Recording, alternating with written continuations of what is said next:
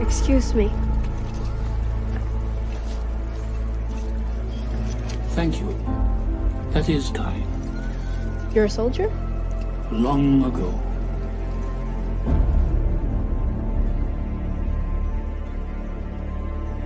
Do you mind? I'm Sam. Please.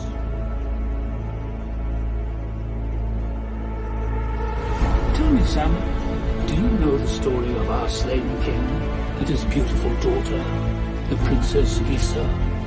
I don't. Well, you remind me of her.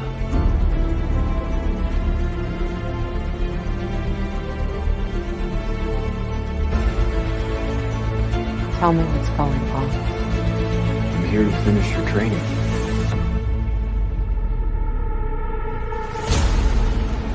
It's a little late for that. One is never too old to learn, Snips.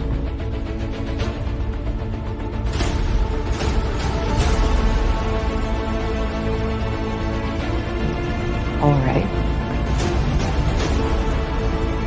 What's the lesson, Master? Live.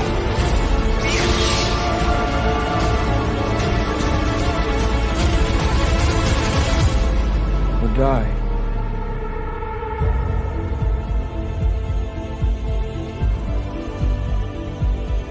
I fear we lost some measure of our honor since that betrayal. I'm afraid our compassion, our kindness, our very joy died with that young girl.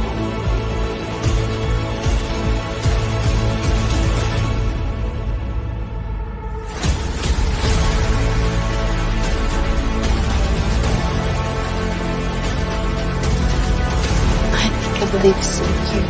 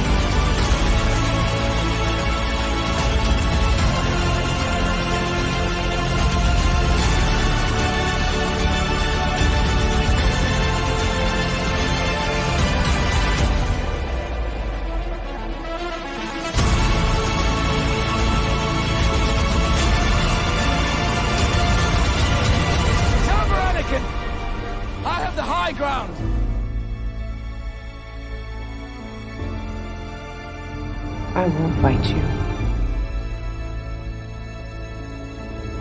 I've heard that before.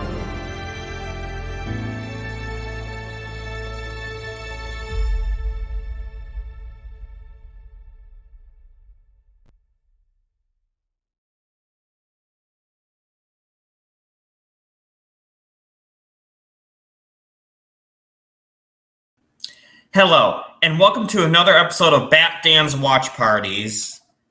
And I played the Space-tastic Discussions intro, I'm sure you've noticed. And the reason why is because we were watching Rebel Moon Part 1, A Child of Fire. But before we start that, I just want to send a quick reminder to everyone. Happy Martha's Day. Come on, Snyder Channel, you know I had to. It is Mother's Day, so hopefully by now you've wished your mom Happy Mother's Day. But if you have not, right now, text her, call her, whatever, and wish her Happy Mother's Day. So, yeah, just wanted to send a quick reminder to make sure you do that. And really, is this banner going down yet? StreamYard is always so glitchy with me with this. Okay, there we are. Yeah, so, yeah, we're going to start Rebel Moon Part 1 in a few minutes. And who do we have in the chat right now? We got... What up, Geek Defense Initiative? Well, thanks for stopping by. And I'm actually really excited for this show today because we got at least two guests on this channel who've never been on the channel as far as I'm aware.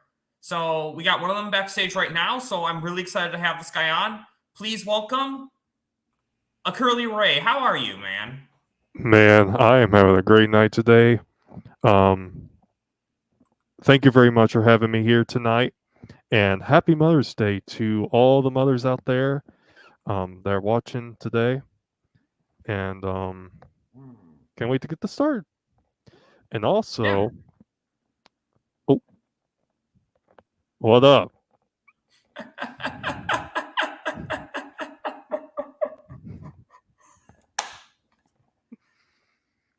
I'm feeling activated, yo. Oh yeah, we are all feeling activated right now. But yeah, I can't wait to start this. I can't wait to start this great movie, and I feel things are really going really well for Zack Snyder right now. I mean, Rebel Moon, both part 1 and 2 have done really well for him on Netflix. Oh, absolutely. Netflix is definitely rocking out with Zack Snyder, and you know, we've seen their engagement. You know, we even saw they made a post about Zack Snyder snidering, or how did it go? Zack Snyder has snidered more than he's ever snidered. There we go. Yeah, the math is kind of foggy. I gotta move it around a bit.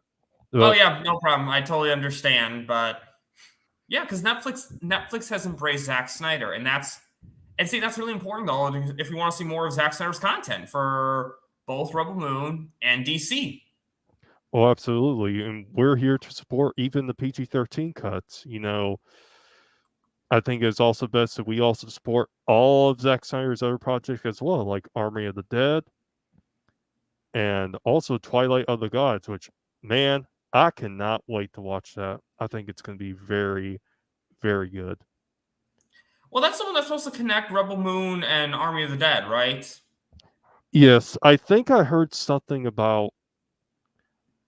I think it was an Army of Things. I think Sky was talking about where I think there was some point where I forgot the main character's name, where he talks about like Twilight of the Gods or something like that. I'll have to go back and watch it again. It's been quite a minute since I've watched Army of Thieves, so I'll need to check that out again. Yeah, that Army of Thieves. Oh, okay. Oh, right. Yeah. The safes. That's right. It took me a second. Yeah, Yep. exactly. But hey, Zack Snyder pays attention to the little details like that. Yep. And here probably later on tonight, I'm gonna probably order me some new Rebel Moon T-shirts or merch. I still need to get that cap you have, Bad Dan. The only shirt I have is the one with Jimmy on it. I need to get the rest. I went to Hot Topic yesterday and got those little slip cards you get for, you get something 50% off. So they definitely got some Rebel Moon stuff. I think everybody should also check it out as well. And man, I'm ready to rock out. I like how we're wearing our. Rocking out, we have someone else who's ready to rock out with us too. Ooh. And I know this is his debut on my channel, so hold on, I gotta give him a sec actually. And if you're good, just give me that thumbs up. So please welcome hold on. Okay, so please welcome as I bring on had this great, or never mind, I guess. He had a great interview with Zodwriter actually the other day on Late Night Q&A, and I'm really excited to have him on my channel. So please welcome as I bring on Costello's Way. How are you, man? Hey guys, what's going on? What's up, man? How you doing? I'm good, and you? I'm doing wonderful. I'm feeling very activated right now. Nice. I was doing some home improvement. Oh yeah, right. Yep, I saw the photos. I'll tell you this: I could not do any of. If I were in your situation, and this is based on my own skill set, I would. This is what I would do. I would just use this. This is what I would use to fix it. I would use that and Google to find a phone number. What the? What's going on? Give me 1 second. There's some lights going. You can see the lights going on. Something's going on. Hold on. Uh-oh. ¿Está bien ahí o no? Berto.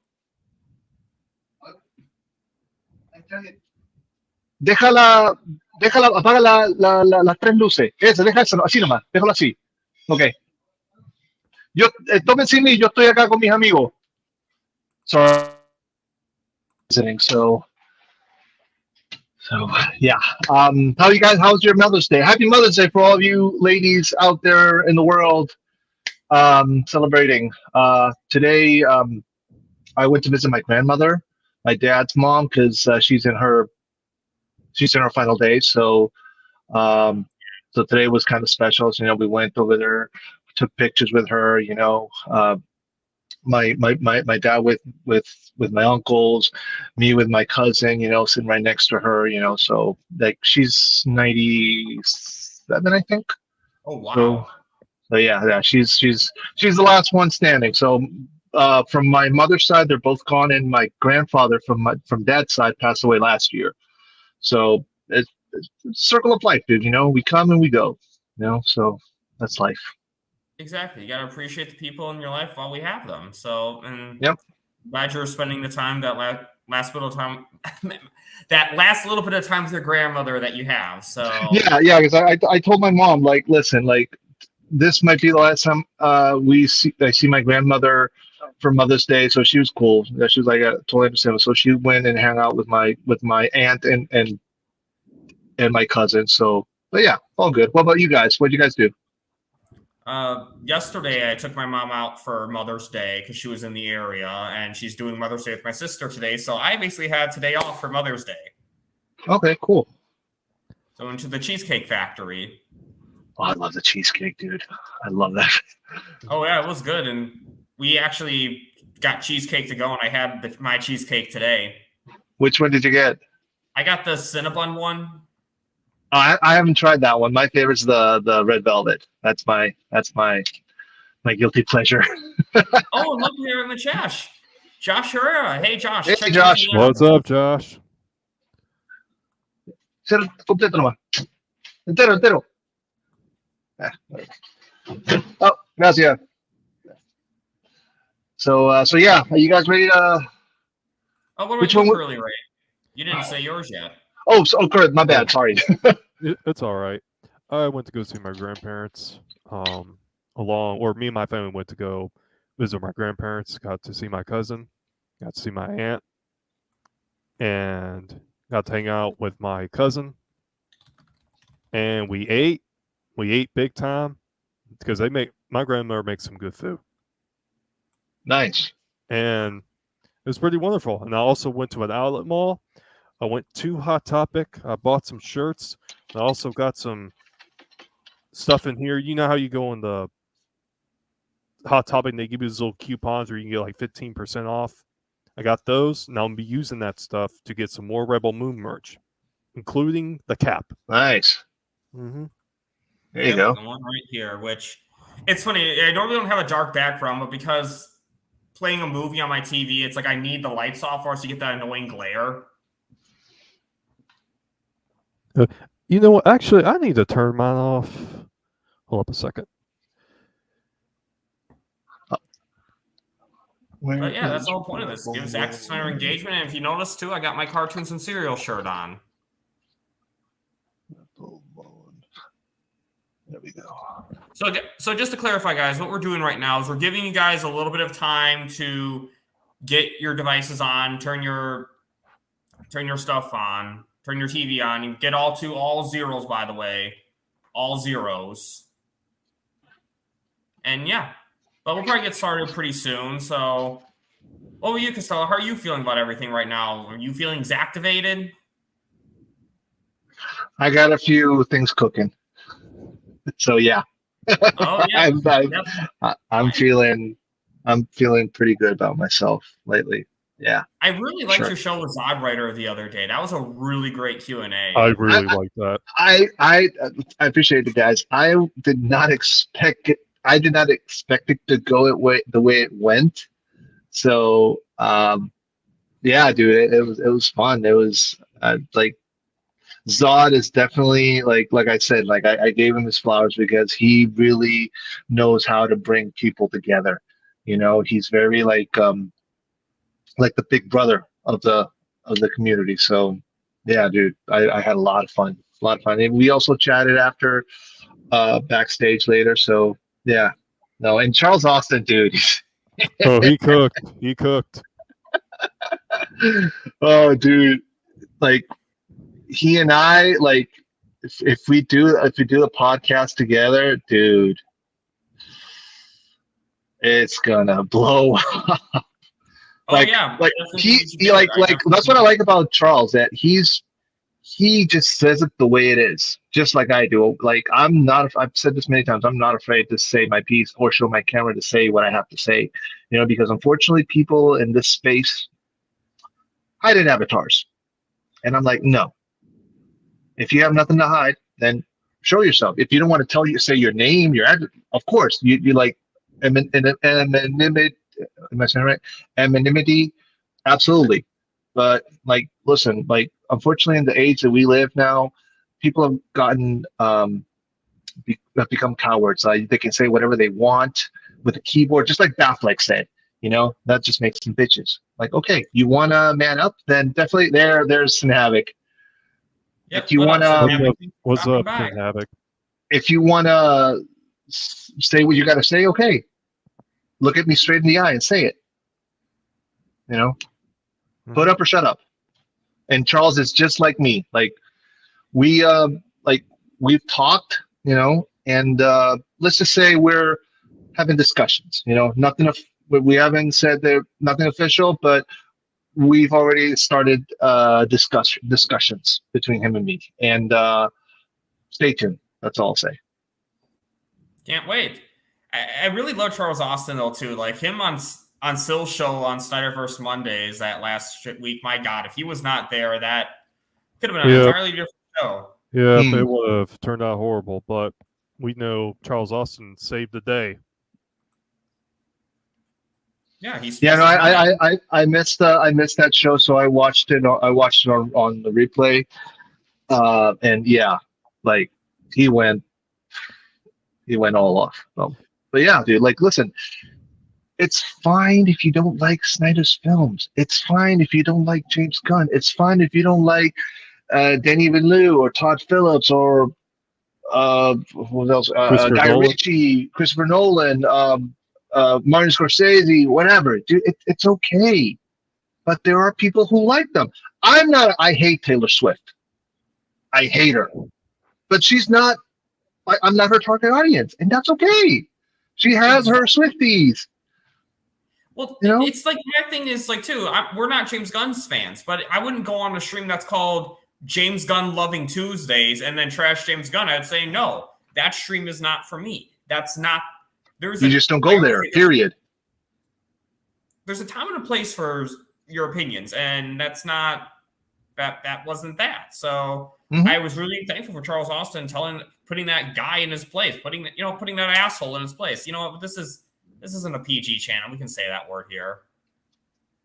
Just as long as like if I do something, I am not. It's gonna be R, like like no filter whatsoever, at all. Like I'm like Charles is. He is who he is, live in person or in camera. I'm the same way. I'm like, listen, I'm not afraid. I'll say what I have to say. Listen, I always tell people this.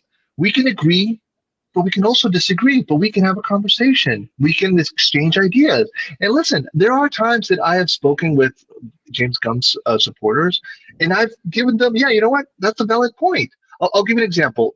Like, for instance, this time, this guy told me, I told him, yeah, like, why is if they're both buddies, and why was Snyder not in his wedding? Because James Gunn made that super public, and his Instagram and his Twitter, whatever, like putting pictures like Cena was there, Rooker was there, Pratt was there, I believe Batista's, I can't remember, but Zach wasn't there. If they're besties, then why wasn't he there? And this guy gave me the point that maybe he was filming a movie. That's why his schedule didn't allow it. And I said, you know what? That's a valid point. I'll accept that. I'm not unreasonable. Like you need to understand. People need to understand that. Listen, we're not going to agree all the time. Like that's not real life. And if you like what you like, great. You like what you like. I like what I like. I like to analyze and dissect movies. Some people just want to go and watch them and have a few laughs and then go home and whatever. That's okay too. 100%. You know, some people are more DC, some people more Marvel. I'm more DC than Marvel. You know, do I like Marvel? Yeah, I do. But my heart is DC. That's where it is. Lethal Weapon also means director's cut. Actually, it's funny that you mentioned that, Josh, because there is a director's cut. The three movies, they have there is an alternative cut where there's a few extra scenes that a lot of people don't know about. You know, I was talking to Charles the other day. Hey, you remember this scene of Lethal? He's like, no, I don't remember. Like, really, you haven't seen that? And he never saw the alternative cut, the director's cut. So, and I was trying, and I have the four movies. It's four movies. I have them in on Vudu, and unfortunately, it's just the theatricals. They're not the alternative version. I was like, I haven't seen any of the Lethal Weapon movies. You haven't watched neither one? Okay, bad then. We're gonna have to get you. We're gonna have to do some watch-alongs. They're classics, dude. It's that franchise is what started all the buddy cop movies, but not just cops, but also like the buddy, like for instance, you see Falcon and Winter Soldier. You know, like there's always going to be like these two guys that they're complete opposites, but you know they pull each other together. Like what about Rush Hour? Do you see Rush Hour? No. You haven't watched it? That Dan. All right, we're gonna have to do a lot of watch-alongs, you and me, dude. If you are doing those watch-alongs, you mind if I joined up, because I don't think I've seen those films either. Absolutely, yeah. No, like definitely, like we'll definitely do. That's another conversation we're having. Yeah, we might be able to do some watch-alongs with some certain movies, you know, some reviews. No, like like I said, we're throwing ideas here and there. Like we haven't done nothing official yet, but like I said, we've begun discussions, you know, and like I said, just stay tuned for sure. Yep. We're gonna get started very soon. So, are you guys both ready? Yeah, I got Netflix right here, ready on my screen. Absolutely. I gotta turn my lights on for just a second so I can actually see the play button on my remote. Okay. So get your remotes ready, and we're gonna do a countdown. Oh wait, subtitles. There we go. Okay. Especially for a watch party, good idea. Anyways, 5, 4, 3, 2, 1, play.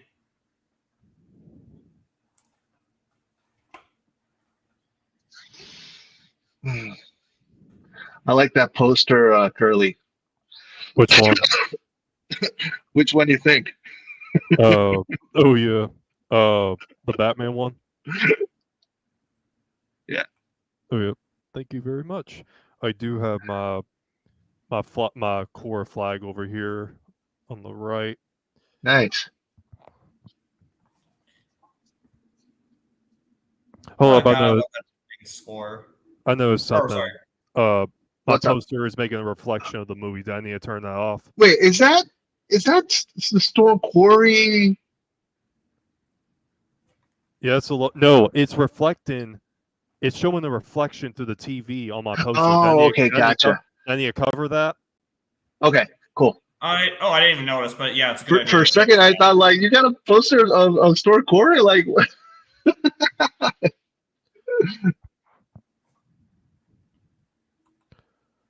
Yeah, again, I don't know if a reflection would be that big of a deal, but better safe than sorry.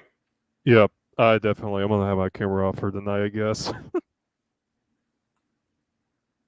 Yeah, Josh, those are classics, dude. Like, there's a lot. Like I said, like Lethal Weapon started the buddy cop genre, like, and it's gotten better. There's a few flops here and there, like Tango and Cash. That was one with Kurt Russell and Sylvester Stallone. I mean, it wasn't their best, but it was okay. You know, I enjoyed it for what it was, but you know. Like another, like right here, listen, Deadpool and Wolverine. That's gonna be that's gonna be like a buddy cop situation, you know. So like I said, like Lethal Weapon started that subgenre in movies. Yeah, okay, definitely have to check those out. Lots of watch parties. I mean, the next watch party will definitely be Rebel Moon Part 2. At some point, we're going to be doing, on this channel, we'll be doing a watch party for the movie I'm in. Which one? It's just some startup film, not by it. It's Oh, called okay. Are They Dead Yet? It's free on YouTube. And Okay, I cameo in it. I'm not like the star or anything, or even. That's cool. I just love the opening of this movie. That shot of the planet that looks like Saturn. I know it's not Saturn, but the Saturn look-alike. Such a great shot. Oh, Very absolutely. visually stunning. The planets look really good in this movie, in my opinion.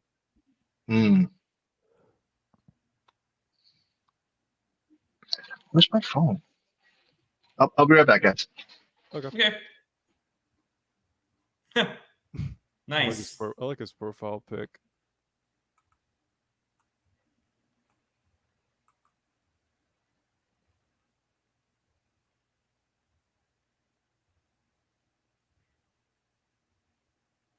See, I just love the shot where Clora's just enjoying the dirt, like just enjoying the little things in life. Yeah. That we sometimes take for granted. Yep, absolutely. And the one thing that I really do like in the beginning is where they're having the feast and they're talking about the feast, you know, how we hadn't had fresh meat in a while or something like that. Oh, yeah. Shows that they're just a small little village and they don't have all this privilege that, you know, something like meat is they can't take for granted. Yeah, that's the thing about these movies and even Zack Snyder's films is that, you know, you get to think about them. You know, it's not sitting back, having your brain turned off, and just having your head scroll on the right, and, you know, just sit there and enjoy all the flashy action scenes.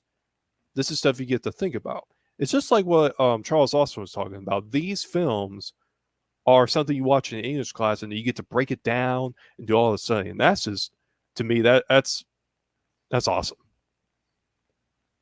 Yeah, it's not like just a popcorn film where you're just watching it and just you forget about it. And just to clarify, for those of you who don't know, the reason I have to turn my head around is because the TV I like switching between the TV and the computer. So you'll see me looking this way a lot, but yeah, exactly. That's the thing. Like, there's a lot to break down with Zack's films. It adds to the rewatchability. Oh yeah, absolutely. I've lost them countless times. I found many times I've seen Man of Steel, BBS Ultimate Edition, Zack Snyder's Justice League. My brother watched he watches Man of Steel like over and over like crazy. Like he loves that movie. It's a great movie. I love it. It's actually my third favorite movie, right after BBS Ultimate Edition and Zack Snyder's Justice League. But still, it's what started it all. It actually started two universes. It started the DCEU and the Snyderverse. Oh yeah, absolutely, man. Like I said, man, if it weren't for y'all, if it weren't for Zack Snyder and his films, I really don't know where I'd be at right now. These films, man, they change lives. They change lives. Yeah, they do. I mean, but it's how we made all these great friends. Because I mean, I'll say this publicly because it was 2020. We all were. I was struggling a little bit mentally during COVID. I'm not gonna lie. It was a rough time in 20. But I have all you guys. And so you know what? Now that you mentioned that, Batman, I also was like having a hard time, and I lost a lot of friends. Not through death or anything, but you know, got married. Someone got married and relocated, and you just like never heard back from them. You know, just people like, you know, when you meet people and certain part of your life, and then they just move on, and you never hear back from them again. They just like, you know, don't keep in touch, which sucked. And COVID made it even worse. and and all of a sudden I found you guys in Soul Nation, and you guys became a lot of you guys became my friends. So yeah, this definitely brought us all together, not just for Snyder, but also we've made some good friendships in this little community of ours. Man, I am. Exactly. That's why I'll say this. You don't like Snyder's movies, that's fine, but do not ever attack the fandom.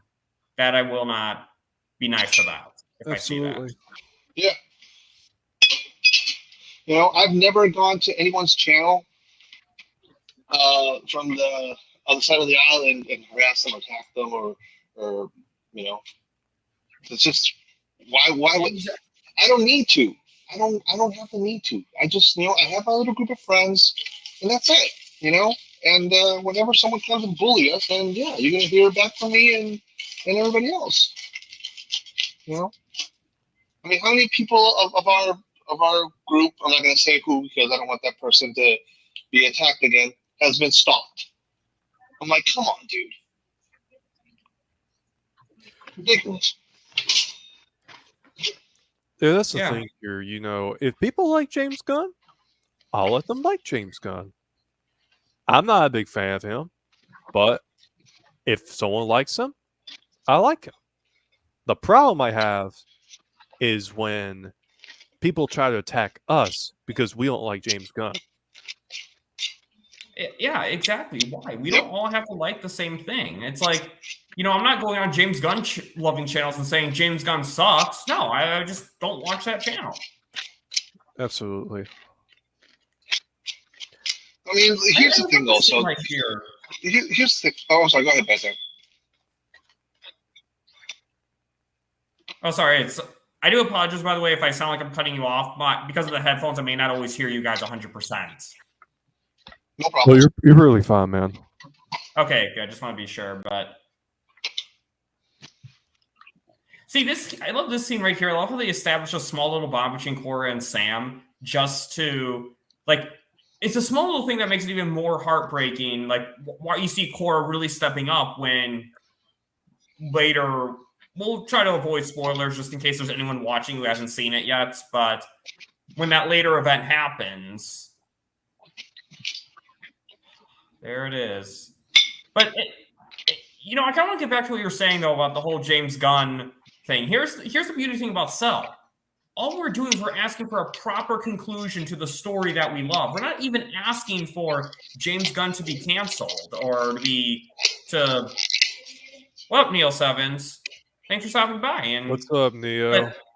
We're not asking for James Gunn's universe to stop. We're just asking for the proper conclusion to the story we love on our end with 2 movies filmed back to back, and that's it. And I'll just say that for now. I know it could be a series or 1 movie or whatever, but until it actually changes, as far as I'm concerned, it is 2 and 3 for now. Right. Absolutely. And that's the thing you're talking about, Bad Dan. James Gunn they could be continuing what Zack Snyder started and also having another universe on the side, or I should say making something for everybody to enjoy. If they would be doing that, I would still be rocking out with DC. But after what they've done to the fan base, it's all over for me. Exactly. Yeah, same for me. Like I said during Zod's stream, if they would have at least been more professional, and not attack the hashtag. Not attack Sky on the hashtag, and have been more diplomatic and say, listen, it's outside my payroll, but I can try to have a conversation with my boss, with David, and see if something can be done.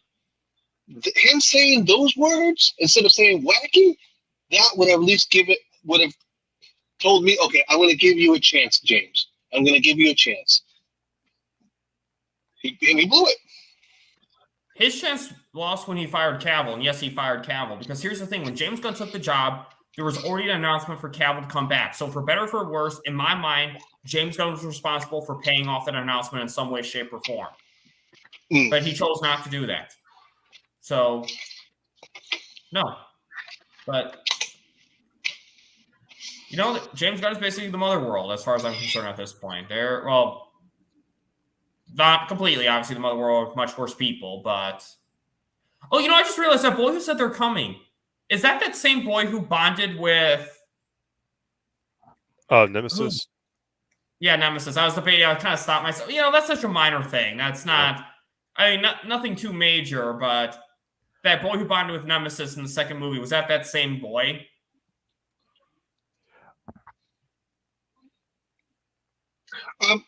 Question, guys. What minute are you guys in? I think I'm behind. I am on 12 minutes and 30 Why seconds. am I so behind? Jesus, my bad, dude. Or where are we stopping at? Oh, we're going to stop and resync. Hold on. I'm at 12 minutes and 40 seconds. We'll stop at 12:43.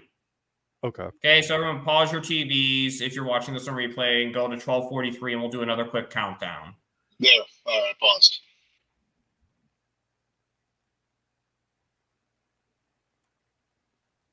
Yeah, I'm good to go whenever you are ready. What about you, Costello? You got 12:43? I am.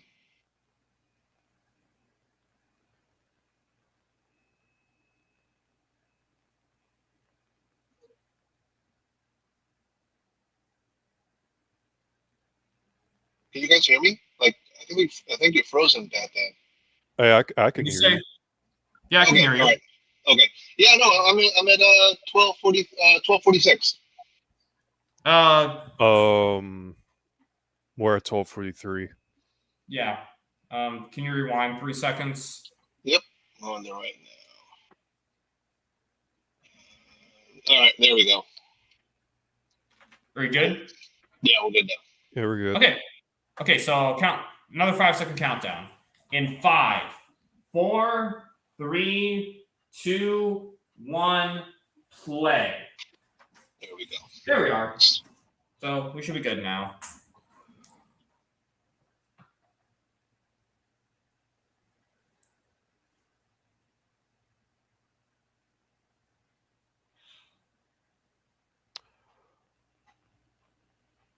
Okay, Century, you really got to clean your beard, man.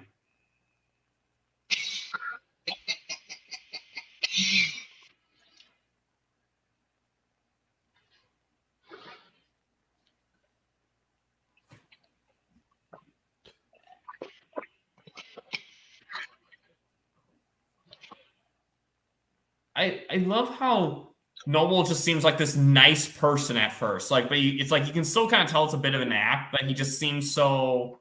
It's like, oh, we're here to help. We're like, let's give you a hug. Yeah, no, that was creepy. Like when he gave the hug, I was like, oh shit, that was a red flag right away. That's Hold smirk on, that Noble has.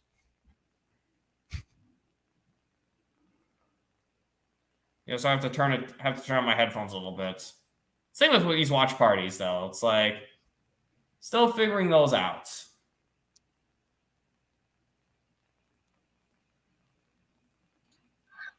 Curly, I just got your message.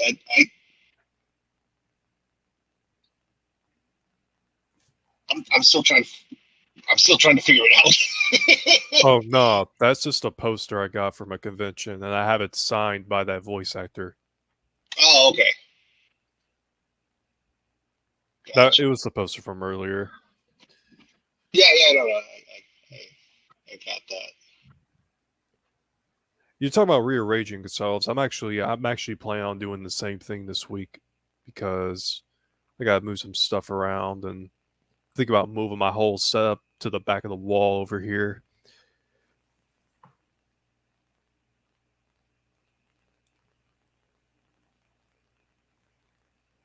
Yeah, Gunner, the people that you sold the grain to.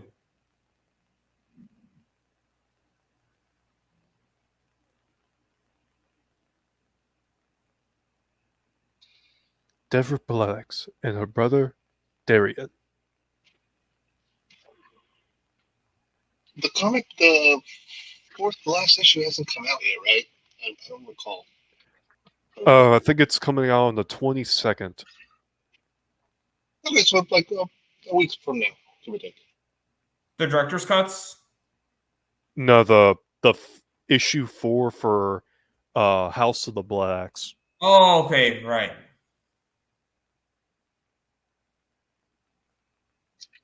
Yeah, it's just 4 issues. Oh, interesting. Listen to this part about how Sindri says that they want to do the work by land or by hand because it connects them to the land. You notice how Sindri just said that? Yes, absolutely, man. They like Okay, because it seems like a lot of people criticizing part 2 did not. Yeah, Well, I mean, sadly. I guess like the director's cuts, that'll be a more clear picture of. But that's of not the even whole story. needed in the director's cut. It's explained right here. I mean, I'm talking about like the specific part about. I'm trying not to spoil part 2 just in case there's someone watching this who hasn't seen part 2, but about why they weren't, let's say, using robots for some of the farm work in part 2. That was like an actual criticism. Yep.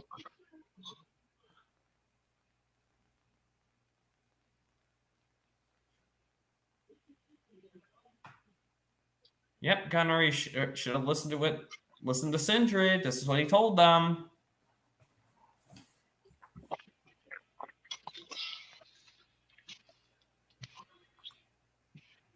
Is that the show starring Kaylee Cuoco? Yeah. Yeah. Yeah, I know the flight attendant.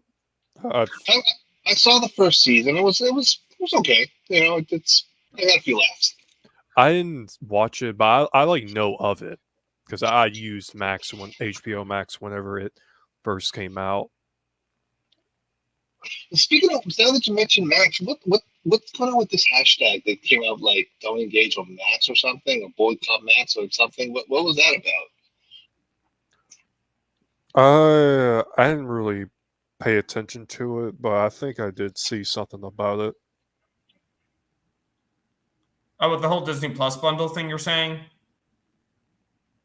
No, I know they're doing that as well, but I was referring to the shit. What was it called? Let me look it up. Hold on. I think I took a Snapchat of it. Hold on. Here it is. Hashtag don't stream on Max.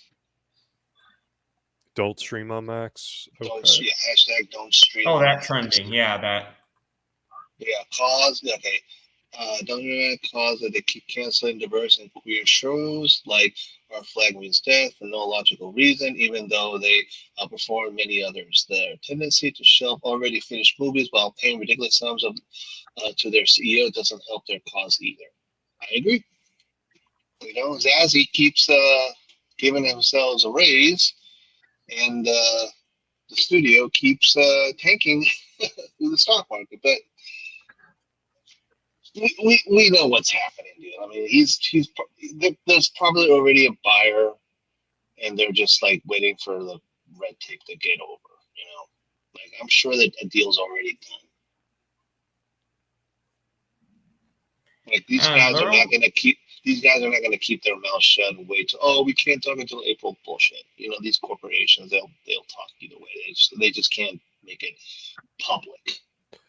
Yeah, I'm just sticking with Netflix because Netflix, man, I've been rocking up with Netflix for a pretty while now, and I wasn't really rocking with them that much like a couple years ago, but now it's just like wow, they've got some great shows. Now I've been watching a bunch of Netflix shows beforehand, but you just as time goes on, you just realize like Netflix is really the king of streaming services. Oh yeah, but absolutely. Like, oh, what's up? Well, it's funny because I didn't think like during the streaming wars, I thought Netflix was going to lose because I'm like, okay, well, all the popular IPs are owned by Warner Brothers and Disney, like the real one popular IPs. And I was thinking one of those services would come out on top, but no, Netflix adapted, and now you got companies licensing Warner Brothers licensing their stuff to Netflix as opposed to putting it on Max. Which, oh god, Gunner, this is why you should have kept your mouth shut.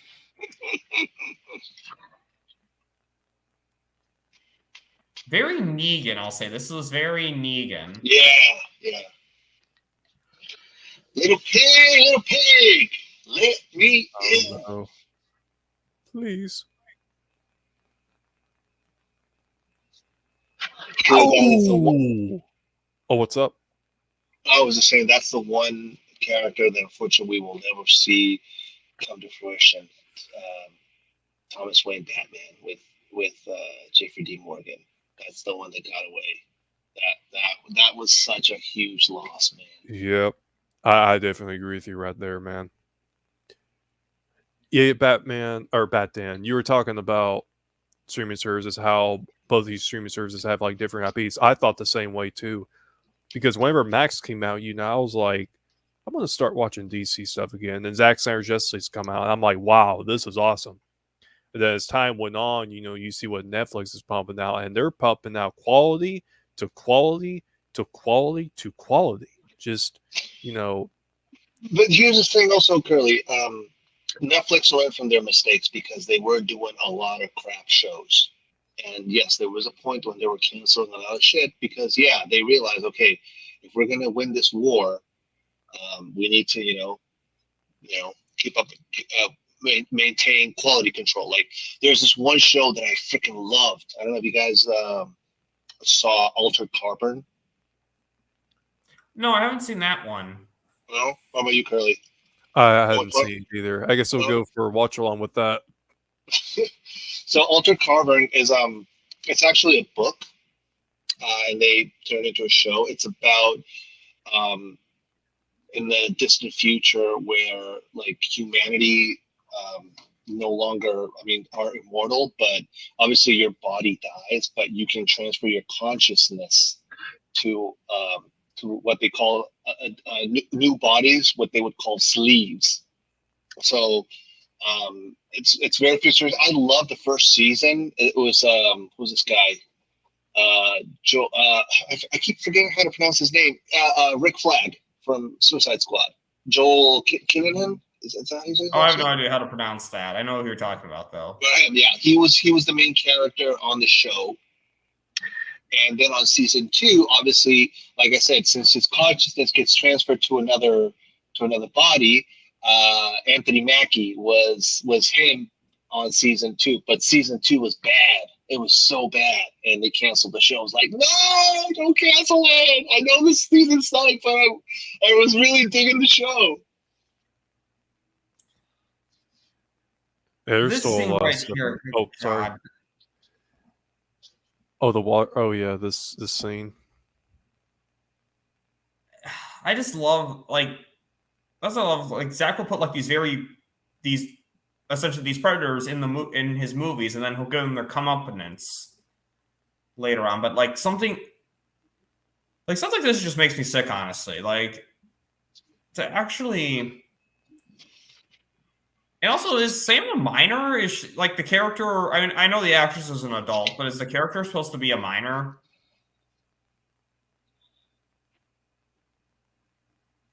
Joel, just Oh, it's a Jimmy man.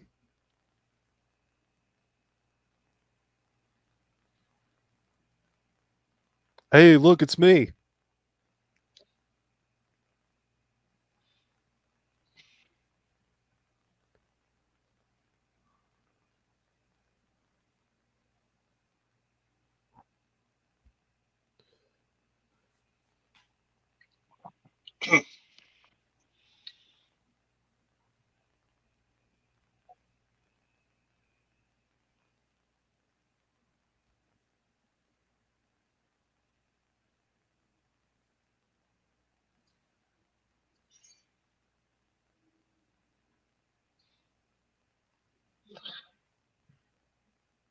Dude, I can't wait to see Jimmy like on the director's cut. He's gonna go.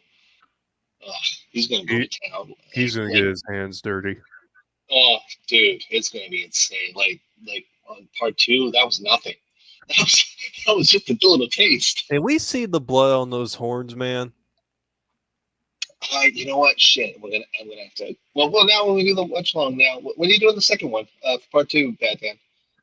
The plan right now is Tuesday, but that's not set in stone right now. Like it's on the YouTube stream for Tuesday, but I'll confirm as we get closer. But yeah, so I mean, and again, we can say minor stuff in part 2. I mean, we don't just don't say anything too huge. You know, let's be honest. I think most people watching this probably have seen both parts 1 and 2, but it's best for us to not spoil anything. Exactly. Agreed. Yeah, you know, and Jimmy could have been helpful carrying stuff, but then that stupid guy just wanted to have fun. It's like, oh. And we're getting to the first scene in my intro. Well, I guess technically not the first, like the dialogue, at least, wise.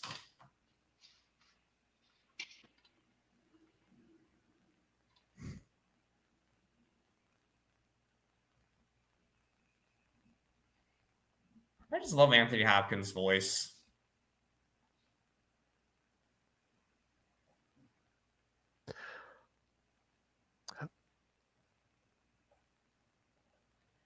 You know what's funny, though, is all the actors, though, they don't hear Anthony Hopkins during the filming.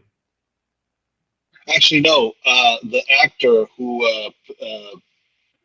who did the body of Jimmy, Dustin. the stunt double, he did have the audio of Anthony Hopkins. I think I saw on the documentary of Rebel Moon, so that way he can hear his voice, and that way he can move and so yeah, talk like him. Did. No, like when he can do something, match his stuff, like his movements match the dialogue. Yeah, his movements is that. Yeah, exactly. So he did hear his voice, which honestly, I mean, you have to, because I mean, if you're going to be doubling for a voice, you have to know what's going on, like how's he hearing, because it's all about body language. You know how you're going to move, even though it's a robot, it doesn't matter. Like if you want to perform authentically, you got to know who you represent. Like Darth Vader, for instance. Like I don't know, obviously I don't know if they heard James Earl Jones' voice before, but but you get the idea what I'm saying. Yeah, I know exactly. It was actually funny, though, if you hear David Prowse in like some of the backstage, it's just Darth Vader just sounds so non-threatening. But yeah, but like, he's saying the dialogue so that the other actors have something to play off of. Mm-hmm. So, you know what Jimmy reminded me of? I think this is when they first show like the first images of Jimmy with like the antlers and stuff. He reminds me of something from like a whole from like an urban legend or something. You know what I'm saying?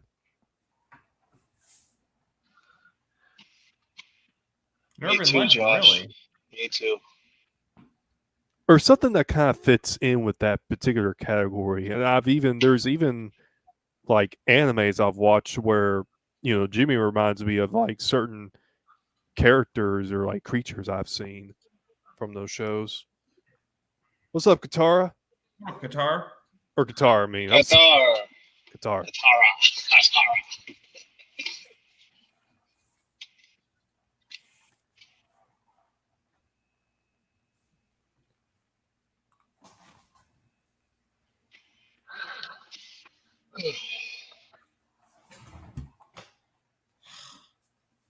Oh, shut up, Brad Cage.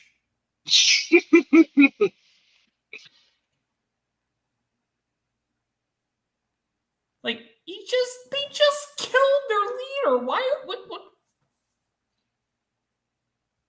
Oh, Cora's like, are they seriously this dumb?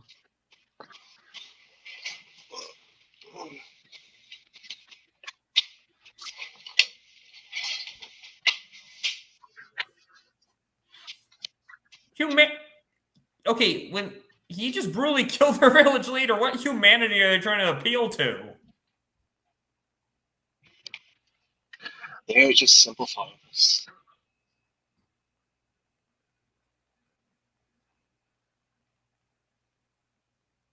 See, this is Cora's true father right here, as far as I'm concerned. This man that she's talking to. That's her true father.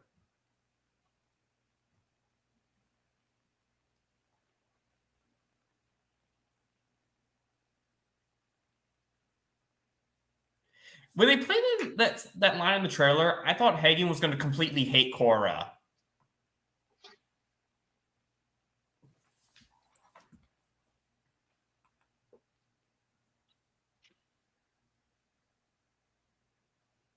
Editing my last stream. Since, oh, dude, bad dance. Oh man, something very fucked up happened to me the other day, man. I hope I can. I hope I can fix it. My video card on my laptop went. Your Oh, video which card. mean- Hold on. Let me just turn this down a little bit. Say that again. My video card, it's not working. Like, Oh. I think I put it to work too much on Blender.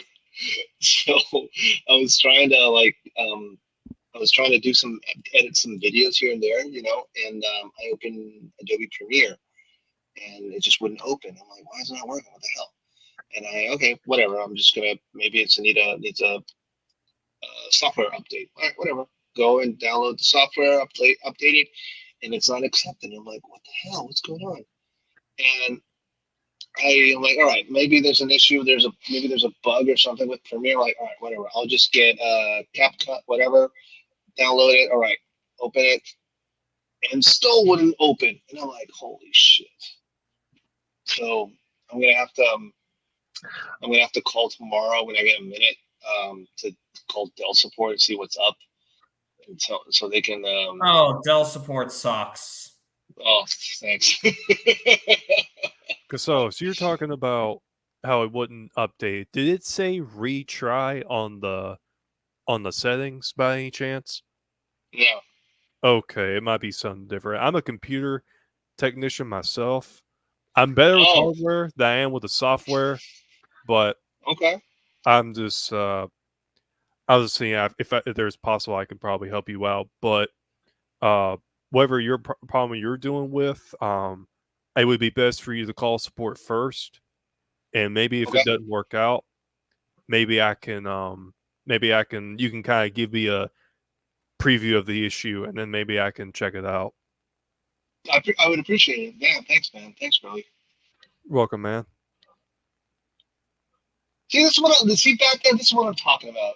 Like, we're all from different backgrounds, different corners of the world, and you know, we all help each other out any way we can. You know, like I remember a while ago when who was this? Peely needed help to help his kid. You know, go to his was it a school trip? I think or something, either Florida, I don't remember. You know, everyone pitched in and boom, made it happen. You know, in seconds. So that's what I like about this community. Like we're all, you know, we all like here for one goal, but we all also, you know, a lot of us become friends. Absolutely, man. I'm so glad I met y'all. I really don't know where I'd be at without you guys.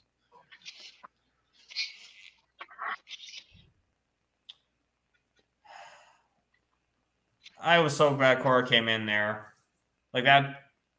Like, it's always hard seeing scenes like that, but I like that Zach gives them their confidence. Mm. But yeah, I do really echo what you say, though, Curly Ray and Phil. I really, or Castell's way we're alive, we'll say Castello. It's quite fair, that's fine. It's all good. But yeah, I totally agree, and I just want to. That slow-mo. See, Zach really adds suspense with slow-mo, too.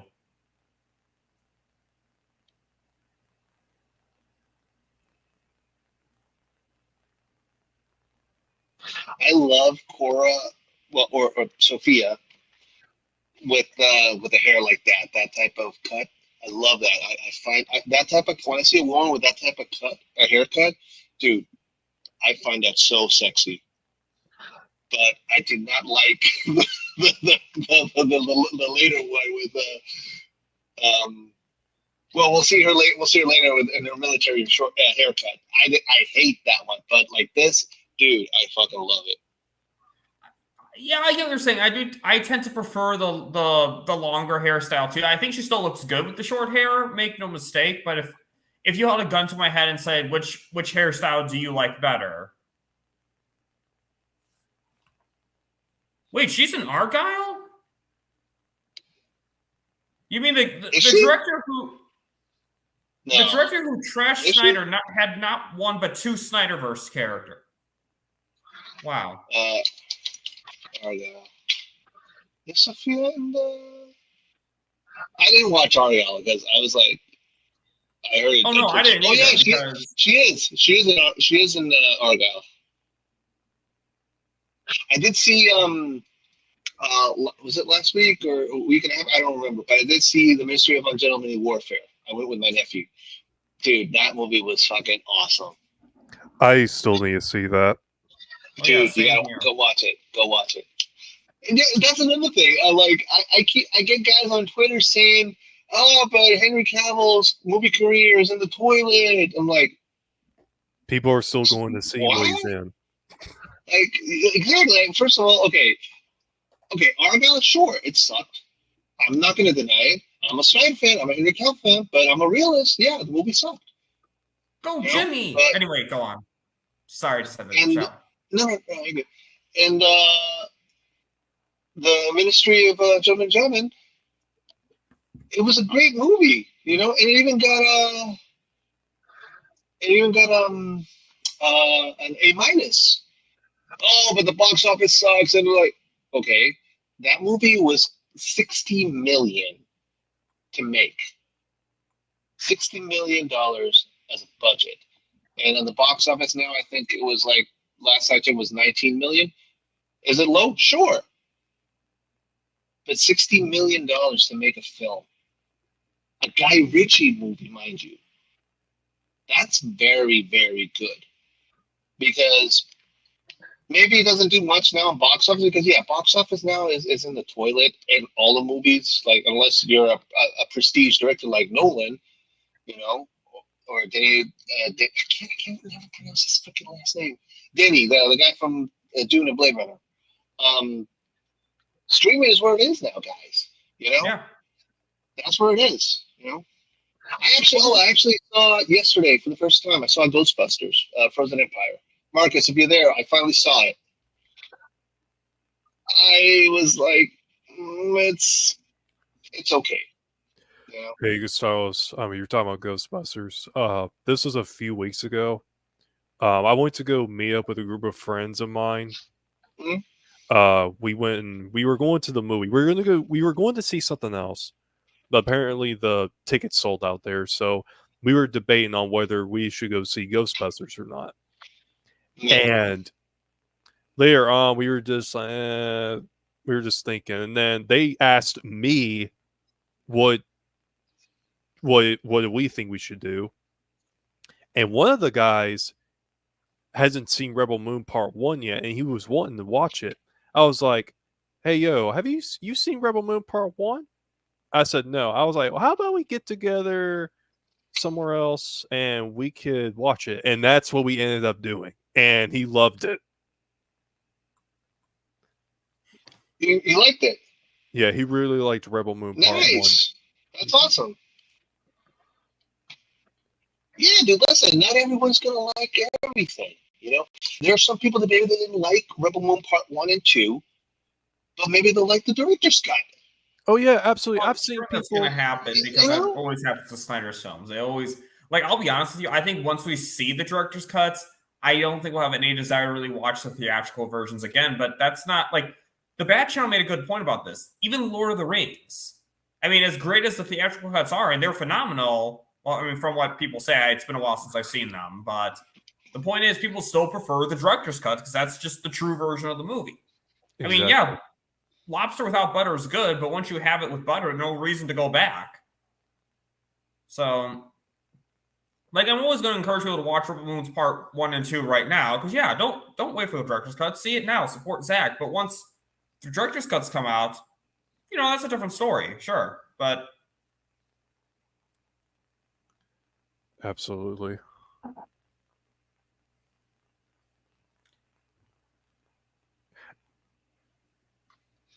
Yeah, no, like we're definitely gonna like. I know we're gonna like the director's cut for sure. But it's the same effect. Like I can't watch BBS now. I can't. You know, I did watch it now for to support Zach and to get those numbers up. oh yeah, But same here. I gotta watch. Like if I want to watch it, I'm gonna watch the real one. Yeah, You the know? Ultimate Edition. Well, yeah, Exactly. same here. It's torture watching it on Netflix, the theatrical version. I did it for Zach, but that's the only reason I did it, because I liked it when I saw it in theaters. But once I saw the Ultimate Edition, I'm like, I don't want to watch the lesser version without the extra scenes that really add to it. And hey, you know, technically speaking, the sequel to BVS theatrical is Justice League, because that's DCU. Snyderverse Ultimate Edition is the BVS Ultimate Edition is Snyderverse, and the sequel to that is Zack Snyder's Justice League, Which is his own IP, Rights and Havoc. Yep. And Absolutely. Zombie confirms Yeah. this. And And Roundabout, yep. Yes, sir.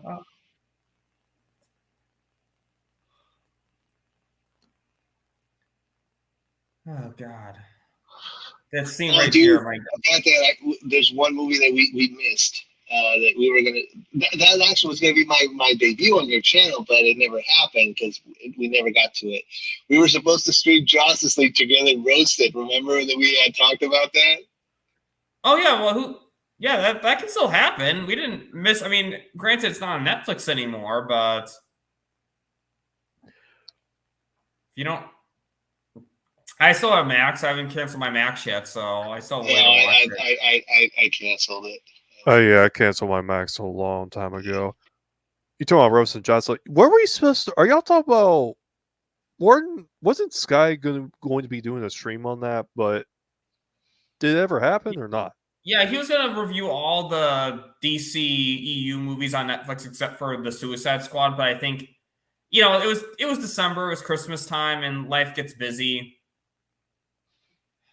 So Yeah. I have to know here, did Baldessarius take off, like, put a safety on the gun? Or did he really just read Cora and knew that she wouldn't do it? That is a curious question. I'm not really sure about that. That's something we might find out in the director's cuts. Just maybe.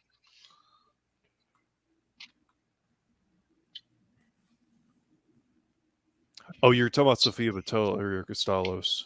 I don't know if you know this. I know Bat Dan knows about it, and I know most of the people in the chat know about it, but I actually did meet Sofia Boutella in January. No shit. That's awesome, dude. And I do have her autograph. There you Oh, go. nice. Yeah, how tall is she, like 5'4", 5'6", or something? Oh, not very sure. She was sitting down when I took the picture. On my Twitter, the background picture on my Twitter is actually a picture with me and her. Your Twitter. Let me go to your Twitter and double check that.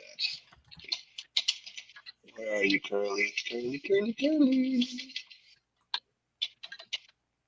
are you at? Can't find you. Oh, wait a minute. I got you. Oh. The Curly Ray. Not Curly. The. Yeah, it's one the and only. on Twitter. Yeah, I got you. It's kind of crossed out in this picture, but she is sitting down. Oh, yeah, I see it. There it is. Oh, yeah, that's cool. Oh, she's wearing a mask. Okay. Wearing a chin diaper. South Park reference. That's funny. I was watching this when I was watching this with a friend. She pointed out how like creepy was how Belisarius just looked so happy, like genuinely happy about Korra, like achieving this like graduation and like becoming this Mother World soldier. He looked sadistically happy about it. Man, I love the laser. I love the lasers in this movie, man. Like the blasters, just those little lava beams. Is that what they are? Lava beams? I believe that's what those are. Wait, is that a Jimmy right behind Sophia? Oh, yeah. Yeah, those are two other Jimmys, I believe. Yes. Yeah, there's like two other ones in there in the background. Yeah, there's another one. Oh, that's cool.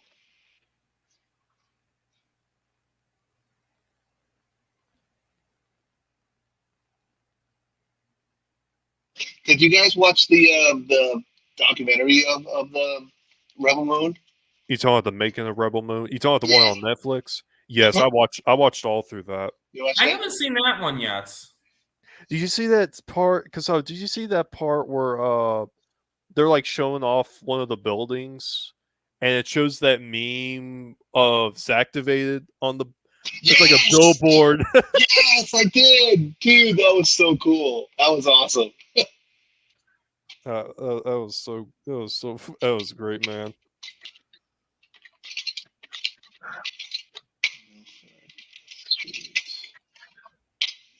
Awesome. I just got booked for a job. Thursday. Yeah. Boom.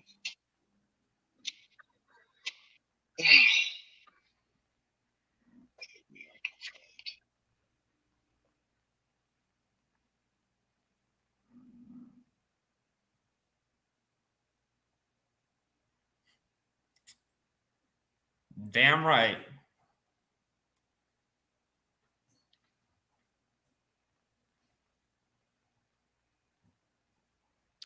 I'll be right back. I'm going to grab some water real quick. No worries. Okay, Mikey Sutton.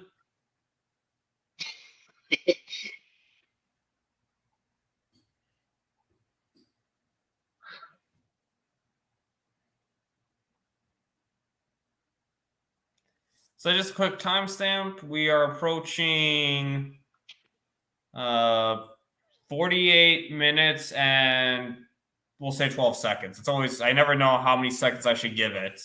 Yep, I'm right with you. The spider creature thingy is taking him away.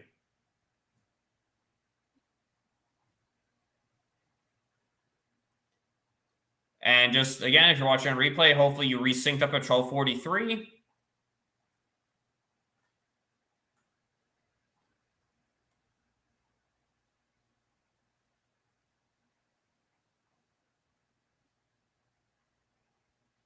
Why would you do that? But I think part of the reason, too, streaming is dying, unfortunately, and again, I don't like to get too political on here, I'm just being realistic, is COVID, is that we had to go on lockdowns for COVID, but the problem is, it's like this work from home thing. The problem is, even though it's safe to go out now, people like the convenience of it. That's why it's a lot of companies work from home at least part of the time because it's convenient. Same thing with watching movies. People rather just watch a movie at home because you don't have to go out. People are lazy. Yeah, like I can like watch it from home and buy my popcorn at the grocery shop and save myself $40. Yeah, exactly. That's unfortunately why. I mean, here's the thing: theaters were dying before COVID even happened, but COVID definitely sped it along. Well, the theaters are dying because, like we've had this conversation before, is because they're doing shit. That's just the reality.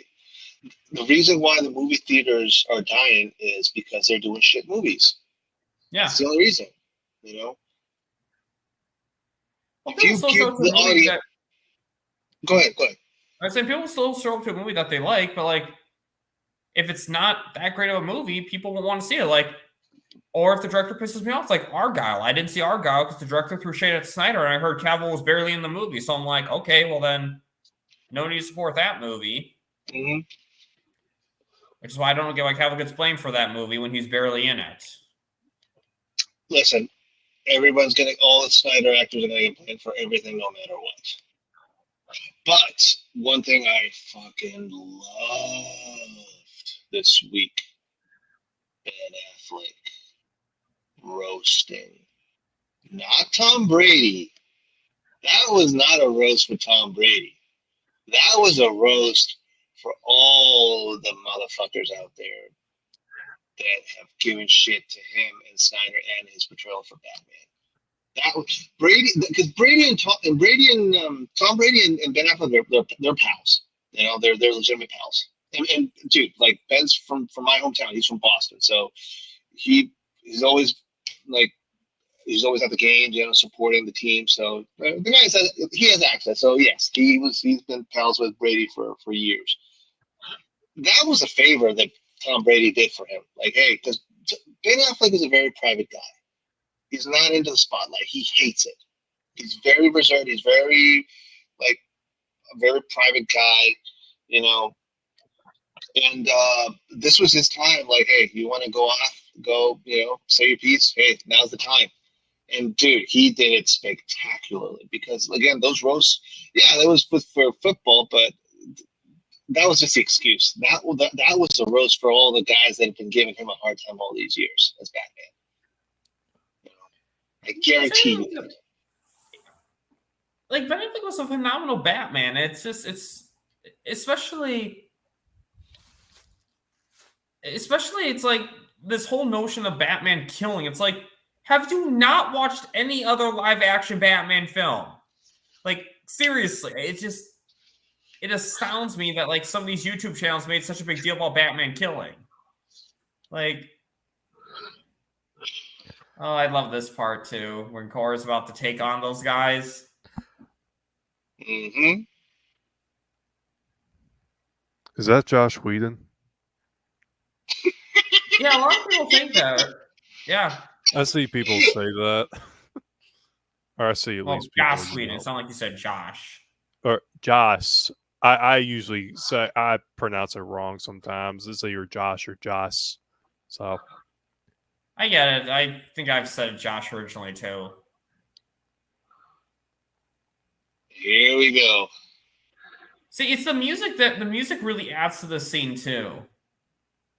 that's the one thing. This is whenever this came out, I watched it with a friend of mine that I told him about Rebel Moon. He was like, "Yo, I want to check this out," and he was one of the first things he brought was like, "Bro, I like the music, man. Like the score is fire in this movie."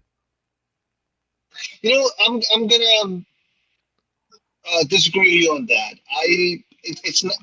This is my own personal opinion, so don't blaspheme me, guys. I mean, the music was okay, but it didn't like resonate with me as much like as Zack Snyder's Justice League or any of the Man of Steel, BBS, or like, those soundtracks. Dude, I listen to them like literally on a daily basis. Yes, the Tom Junkie XL. I do like the one with Nemesis. Nemesis, the one in the bar fight here, Yes. and Nemesis. Those are the two that I like a lot. But the whole rest of them, and with the Baru, those three. There's Green Arrow. Oh. I wonder if he actually will be Green Arrow and CSJL 2 on Netflix. Oh, dude, please. You're talking about the scores. I will agree with you on that. The score to me is very strong. It's stronger. The score in Zack Snyder's DC movies, I think, are stronger than. They're very strong. Yeah, they're very strong. But is the score going to be different in the director's cuts, or I'm thinking it is? That's a good question, dude. We should have. Yeah. Is Zack Snyder going to have I'm sure Zack's going to have another press tour or something. Maybe if Sky gets an opportunity, or any of us, you know, I don't know, probably ask. Well, maybe I don't know. That's a good question. I think there'll be some added soundtracks. I mean, I don't think like everything's gonna change because like those. I mean, there's gonna be like I don't know, like I want to be kind of careful how I say this, but I think people exaggerate how different the director's cuts will really be at certain points. I'm not saying it's not going to be different from film. No, there'll definitely be alternate takes and whatnot. But like, I definitely feel like the music, the soundtrack will mostly be the same. I'm sure there'll be some added songs and like here. You notice how there's an Imperial soldier right when they're taking off. That's really interesting. Why aren't they doing anything about it? Why aren't they going after them? I never doesn't quite make sense. But no, I think the soundtrack will mostly be the same in my opinion.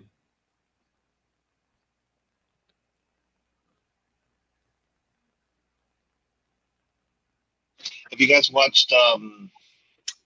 Since we were talking about Guy Ritchie a while ago, have you guys watched The Gentleman? The Gentleman? Mm-hmm. Oh no, I haven't. No, Charlie Hunnam was on it too. Yeah, that's a good movie. That you got there. You got Charlie Hunnam, Hugh Grant, Matthew McConaughey, Colin Farrell. Who else is in it too? Shoot, who else?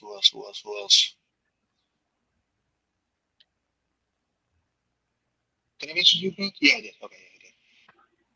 Yeah, I think that's it. Those are the four main guys that are there. But yeah, no, Guy Ritchie's got some good shit. You know, I've said this before. Every artist of all genres, music, movies, TV shows, have hits and have flops. Mm-hmm. You know, Absolutely. That's just reality. There's no one that has a whole streak of successes. You know, it does not exist. Mm.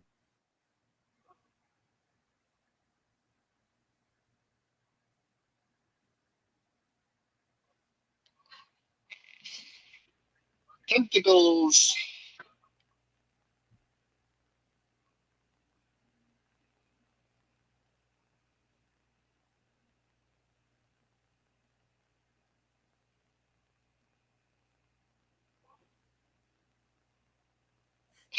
Dude, I can't. We're not ready for that. This is definitely going to be different than director's cut. I can guarantee that. We're not ready. We're not ready for that scene, guys. We're not ready. I love the ship. I love this ship they have. I've been trying to make this ship on Star. I played Starfield, or I played Starfield for a bit. I need to go back and play more. Really? But I was trying to make some. I made the Imperium drop-off ship, and I've been trying to make this pickup ship right here. I can send you pictures of what mine looks like. It's incomplete, but I can send you pictures of it. Yeah, sure, please. Yeah, sure.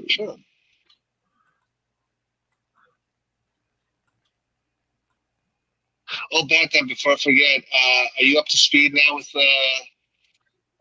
X-Men, the animated series? Oh no, that's going to be a while. Ironically, unfortunately, because of the X-Men review show, I can't just like watch the other episodes. Oh, okay. So you've been watching 97, or no? No, I'm not. No, because I need to. Oh, so you're gonna go? Okay. Dude, I just did season 2, so no X-Men 97 spoilers. Okay, all right. I know it's good though. I heard it's good. So. Oh, dude, it's insane. I have to admit that I like, you guys know where I stand with Disney now. I was like literally like, I canceled Disney Plus. I'm like, I'm not supporting these guys anymore. It's gotten way too political, too woke, blah blah blah, the whole schmick.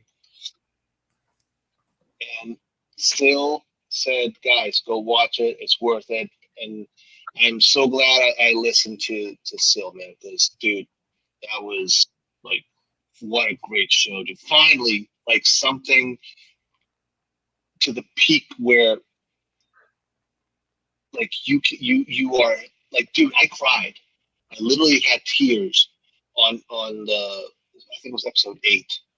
At the end of that episode, I was literally crying at the end. I was like, "Oh my god, this is so fucking amazing!" Dude, like the 9-year-old in me was was so happy, man. Curly, that is a dope ship. Thank you very much, man. That is dope. So you can build your own stuff on that game on Starfield. I didn't know that. Yep. I could. There's some. I've seen other people like build like ships from Rebel Moon and Starfield, and there's even a video where the cast of Rebel Moon is actually playing Starfield. Nice. Yep. I think they even said that.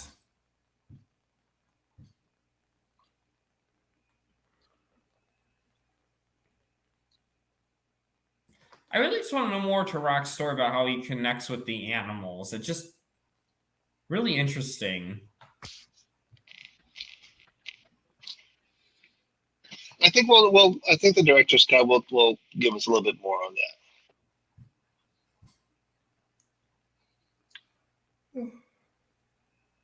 Oh God. Been training myself to get up earlier, but unfortunately part of that is I get sleepy earlier in the day too. Yeah. I'm fine, just a lot of yawning, unfortunately. That fur looks so realistic. I guess, I don't know, the fur, feathers, that looks so realistic. For real. Looks really good. For $166 million, yeah, it looks real. Like, all kidding aside, like, how in the world, I mean, do they make this happen, these movies happen, in such a low budget, and Hollywood is just blowing up budgets like crazy? It's mind-boggling. Yeah. I'm like, realistically, I can understand if like you're an A-lister celebrity, you know, obviously, if you sell tickets, then hey, I should get more. However, what should happen now is they should, and again, this is my opinion, if you want to get the big bucks, then if you've already proved yourself, you sell tickets, then all right, then take the normal salary, and if you perform, then you get a bonus. So a back end deal, that's what it's called. They should not be inflating like budgets to like $200-300 million, all because we have to pay the celebrity 30, 40, $50 million up front. Like, I get that they have expenses, they have a team managing them here and there, but this is the reality where Hollywood is, and that's why the strikes happened, and a lot of actors are not getting work because like there's no money left because these studios are overpaying not only the celebrities but also the producers. And then you get flop after flop after flop. Mm-hmm. Yeah. Oh,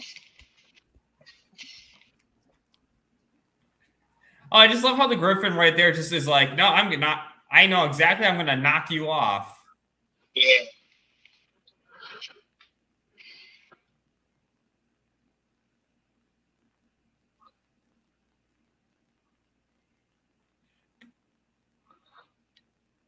But yeah, I know, I agree with what you're saying, Costello.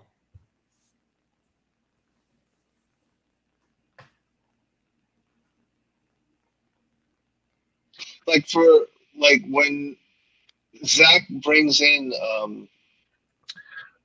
Ben, Henry, and Gal, because those three, they're gonna like, especially Henry, after the headache that he had to go through, he's gonna want, and honestly, he deserves it. Ben, and Gal deserve it. Like, they should get paid what they're worth, because dude, I've said it before, like Justice League 2 and 3, it'll surpass Red Notice in a heartbeat. In a heartbeat. Oh, this scene right here, I could not do what Cora does. I think I would probably duck too. But yeah, I mean, I agree. I think Ben Affleck, honestly, to be honest, between the three of them, I think Ben Affleck will charge the least because I think he'll more do it for Zack Snyder because he knows he does a lot extra for Zack Snyder. Like he did the additional photography for free, I'm pretty sure. Yeah, he did.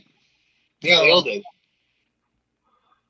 But that's, I think, why Cavill didn't, because I think Cavill wanted, Cavill's a businessman. He wanted his pay.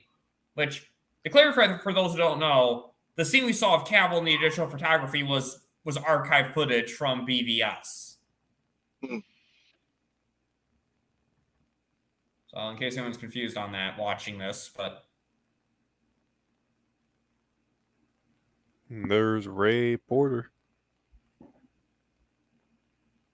Our dark side. He posted something on Instagram today. It was like Who, the stars. Ray Porter? Yeah, Ray Porter, yes. What did he say?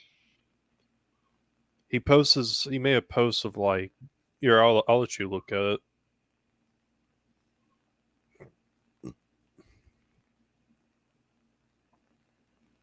Oh, I love this scene right here. It's so satisfying. Yeah, treat animals with respect, people. Animals have a heart. Oh yeah, the Aurora thing, right? Ray Porter. The only thing I see from Ray Porter is the picture with him and Zach. Is that what you're referring to, Curly? No, let me take a picture of it. I can send it to you. Okay. Ouch, that's gonna hurt. I hope that shot's more bigger in the director's cut. I'm hearing, I think in the director's cut, that it's gonna be, they're gonna actually show what happens instead of like kind of hide it. You know what I mean? Oh, this is Instagram. I'm sorry. I don't have him on Instagram. I thought you were talking about Twitter. My bad. Oh, it's okay. Not much Aurora of Soka last night. Oh, okay. Cool.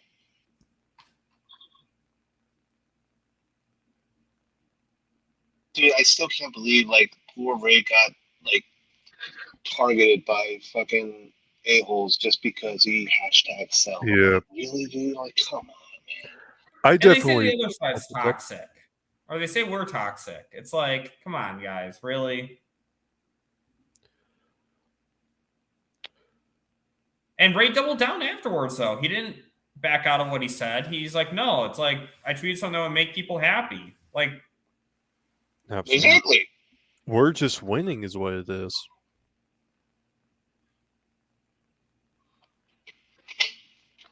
Nemesis. Oh, happy Mother's Day to Nemesis. Mm-hmm. yeah. Mother's Day.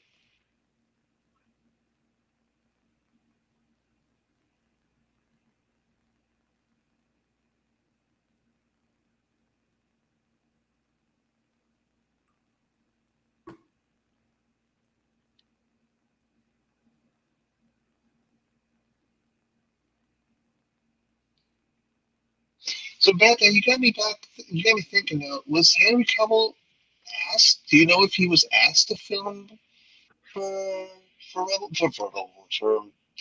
additional footage for Justice League? Who was? Henry Cavill. Henry, sorry, let me turn this. You said, okay, so you had mentioned when we're talking about Henry Cavill, like he didn't shoot anything because he wasn't going to get paid. I'm asking you, is that confirmed? I don't think that's. I think I heard that somewhere, so I'm not 100% sure. That's not 100% confirmed, but truth was, Cavill wasn't really that needed, in my opinion. I agree with you too, man. And listen, like that scene was mostly to set up Batman and Joker. That was the purpose of that scene. So like if you think about it, Cavill was not needed. The way how Zach did it was perfectly fine. So that scene was literally to give us like love for us, the fans, that hey guys, this is where it's going, and boom, here's Batman and Joker together. Boom, So that's what it's for. Who I am eternally Ooh, grateful that happy Jared Mother's Day did to it. her too. Oh yeah, absolutely. She said Mother's Day. Sorry. Anyway, sorry. Go on, Costello. No, I'm saying that I'm going to be eternally grateful for Jared Leto for doing it, for doing that Oh, yeah. Joker scene and giving us that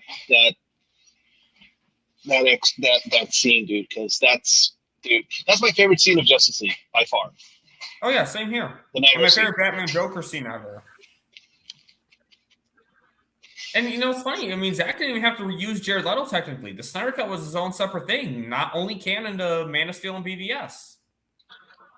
Well, Zach, I think he did say that it took a little convincing because Jared was a little hesitant, which I don't blame Jared because, I mean, after all the headache that he went through, like, can you blame him? Like, dude, like, didn't they sit him in the same table with Joaquin Phoenix and was it the SAG Awards, the Emmys or something? I don't remember. That was Josh. Are you still in the chat? Was that was the time when you had issues with your social media? Was that awards? I forgot that award. Which one was it? Yeah, but yeah, that was by far, dude, like my best scene. I got a question. No Whenever nemesis. whenever her motto was climbing down, was she? Were those like all wires, or were those just regular strings?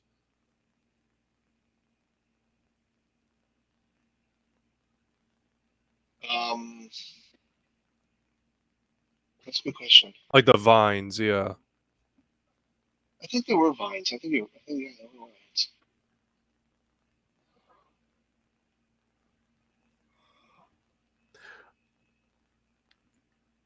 The reason why I was asking was because if they were like electrical wires, I would have been like, that's the kind of jungle I have to go through, especially since I'm a computer tech guy.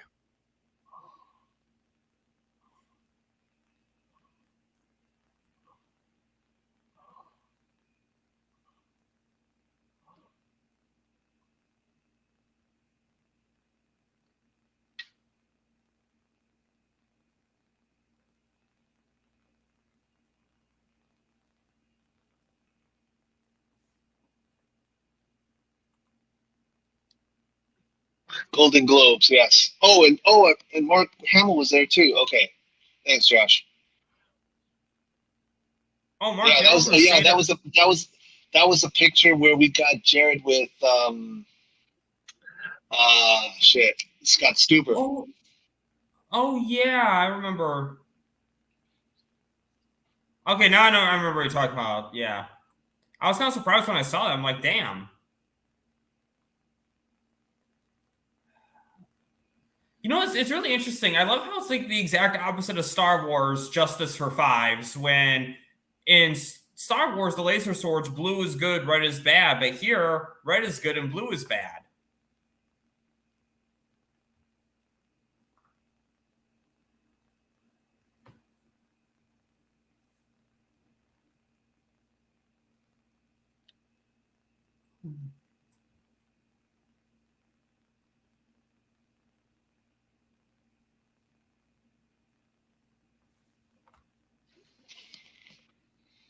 Yeah, those blades, I think we're getting like a prop of those blades next sometime in the summer.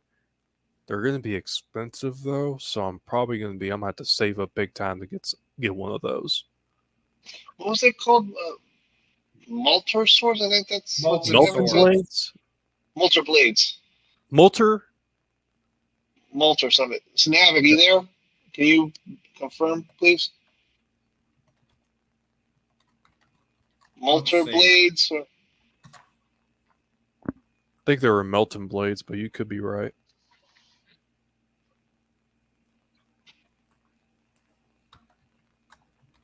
Molten blades. Oh no, sorry, molten swords. Okay, thanks, Anavik. Molten okay. swords. Okay.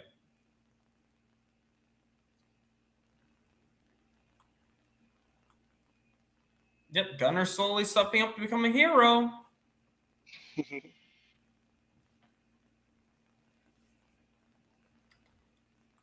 Oh yeah, and thank you, Sin Havoc, for tweeting for the air cut as well, because that's needed for Jared, especially for Jared Leto, because people saw. But I'm just saying, no one seems to criticize Jared Leto for the Justice League performance. Nope.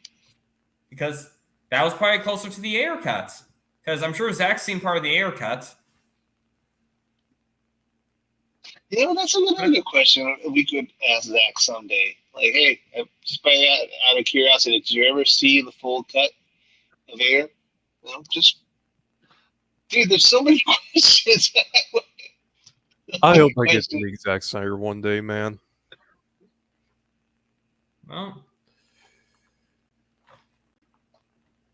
now this scene right here, this is interesting. So we got Princess Issa and Korra out here in the snow. One thing that I saw someone talk about was how the bird represents Korra, the dog represents death, and I'm not going to spoil or anything, but Princess Issa represents, Light. Yes, light. Basically that.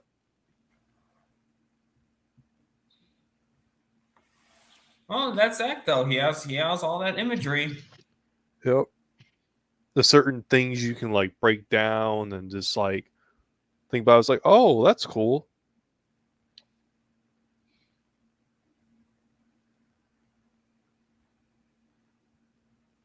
It's really interesting though how there's actually real animals in this universe. Because even though like Star Wars are likely in another galaxy, they have birds and dogs, not like just flat out birds and dogs. Yep. Mm. That's why I'm thinking that this is like they came from Earth. That's why I have a feeling that some of these people came from Earth, because you have too many of the same species.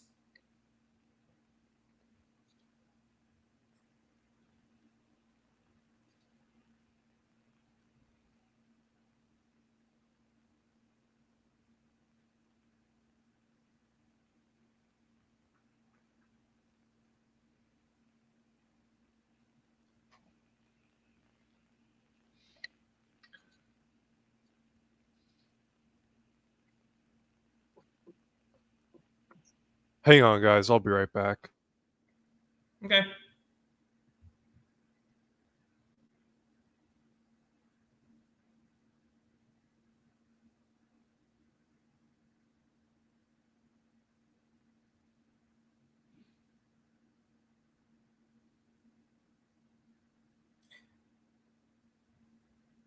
Oh.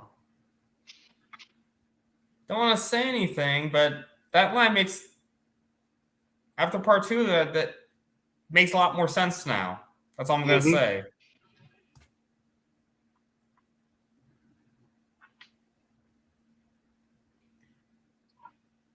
Yep.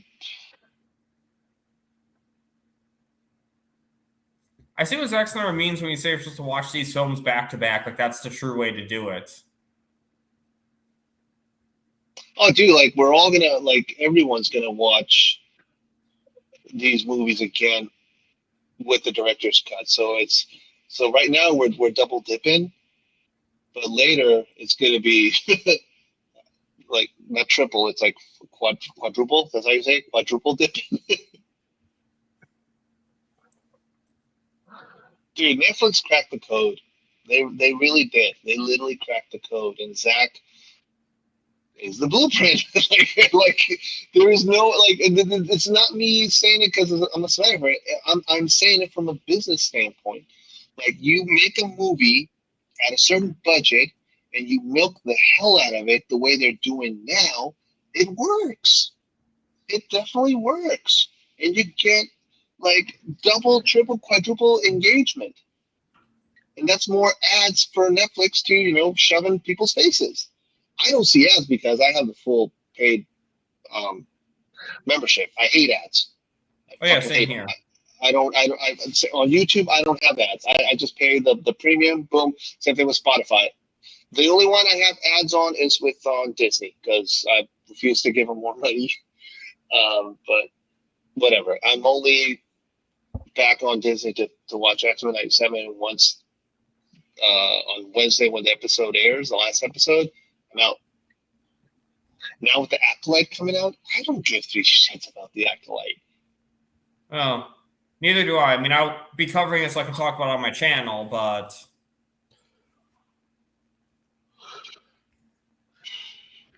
Yeah, I'm not really into. Yeah, I'm back now. I thought I had to do something, but I did. I don't use Disney Plus or anything like that. I just use Netflix and Crunchyroll. Prime Video I will have at some points, but yeah. I Prime also, isn't- If you have Amazon, you have Prime. yeah, like that's well, that's I have true. an Amazon. I have an Amazon account because I buy shit all the time from Amazon. Oh yeah, absolutely. I mean, I do use Prime Video, but Yeah. I don't use it as much as I do with like Netflix or. Oh, speaking of Prime Video, did you guys see the pictures of the Kid Crusader? Yes, I did see Dude, that. I'm not gonna lie. I'm like, okay, this is interesting. I like what I'm seeing. You know, they're gonna go back I think it might actually be really good. I think so too. You know, I think it's gonna be pretty special. You know, like it's Bruce Timm, and it's gonna be R. It's gonna be for grown-ups. Yep. So there's no holds barred. So if we hear a few swearing here and there, or maybe Batman killing, don't say that. Batman doesn't kill. Oh no, blasphemy! Oh. And you tell him, Cora. You tell him.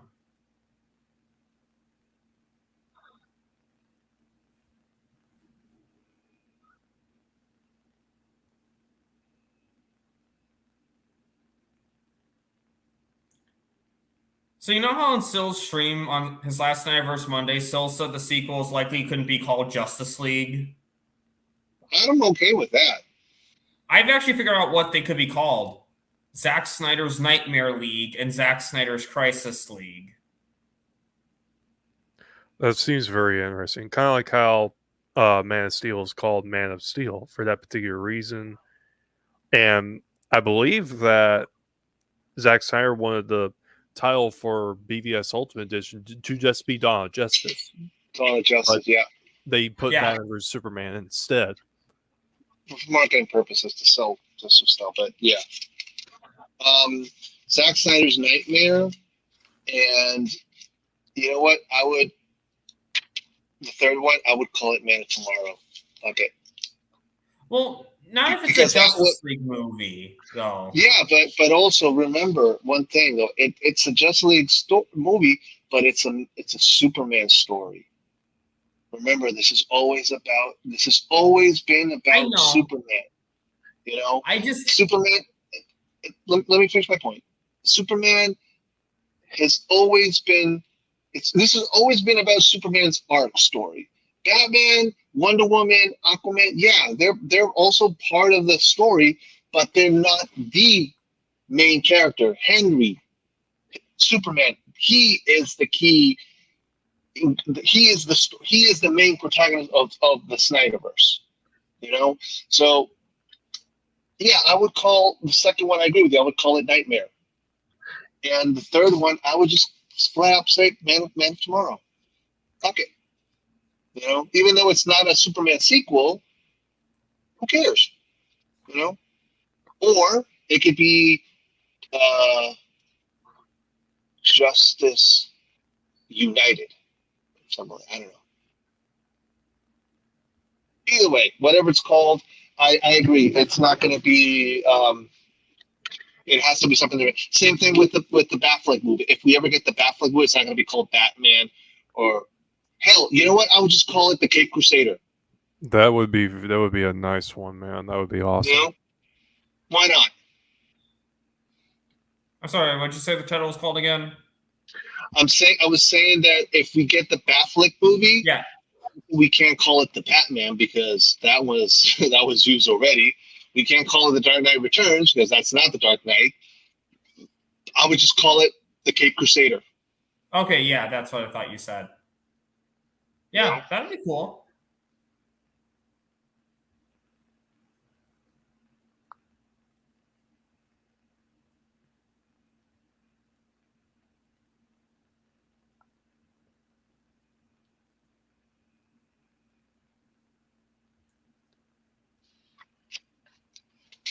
I gotta say, the Blood Axes are so freaking cool. Are you reading the comics? Yes, I've read all 3 issues, man. It's so good, bro. Mm-hmm. Have you read all 3 of them? Yeah, I got them. Yeah, It's so good. right here. Grab my Our second. cyborg is here. Oh, second. Where are you? No. Oh, Batman! I was gonna ask you. Do you want it? Oh, I don't have that. No. No, I know you don't, but I'm offering it to you. Oh, sorry. I know you're a big Flash fan, so would you like this? Oh, sure. Thank you, man. I'll give it to you. Well, thank you. I really appreciate it. No? Yeah, just we'll talk later. We'll DM later. You can send me your info and I'll mail it to you. You know, because I know you're a big Ezra fan, so I was like, you know what, Bad Dan should have this. You should have this in your collection. Thank you. It means a lot. Where is it? Oh, here they are, Curly. So, Here they are. Nope. Where's the shoot? Yep. nice, man. Those look sick. I actually have all the covers for issue 1. But I need to get the rest for 2 and 3. I'm also reading this currently. Are any of you help any Constantine fans out there? I've watched Keanu Reeves' Constantine. That's pretty much it. yeah, Yeah, sadly. That's okay. That's fine. I haven't even seen Keanu Reeves. I've just seen the Constantine, Matt Ryan Constantine. Yeah. Are you talking about the show that was on NBC? Yeah. Okay. And he later appeared on the Arrowverse, and he does a lot of the animated Constantine appearances as well.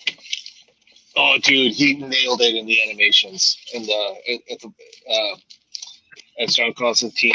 Well, I mean, live action and on animation, dude. He fucking nailed it.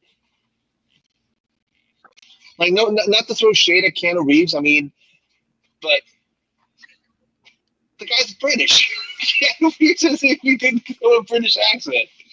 But either way, if Constantine 2 with Keanu does happen, of course I'm going to support it because I'm a big Keanu fan as well. And yeah, I did enjoy Constantine, his take on Constantine. You know, it's not the true comic book interpretation, but whatever, you know.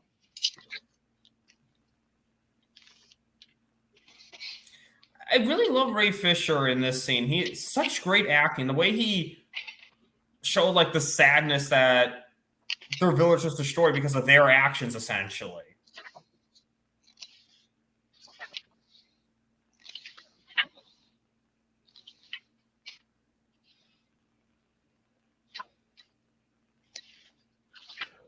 I am wondering what the Rebel Moon mobile game is going to look like. What I mean by the mobile game, I'm not talking about the Roblox collab. I'm talking about the actual mobile game from Cerebral Megacorp. I'm curious to how that's going to turn out because they're talking about like it's going to be like co-op.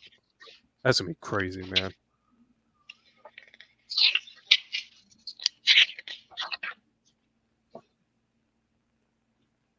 Yeah, I'm curious too. But Zach's really expanding his universe. Thing about that is too, it's going to be a while until we get like a AAA game. And Zack Snyder even said that like, oh, it'll probably be like maybe 5 to 6 years till we get a AAA game, or at least sometime. That'll be after once the movies are done. Yes. You know, for sure. No, dude. Like I said, Zach hit the jackpot. Zach and Debbie definitely hit the jackpot because this is their own franchise. So once the stories are done, Like people are like, hey, we're already us as fans, we're already collecting merch. You know, games are gonna come out. You know, and Basketballs are going to expand it. You know, and then all they have to do is just collect the royalty checks. That's it.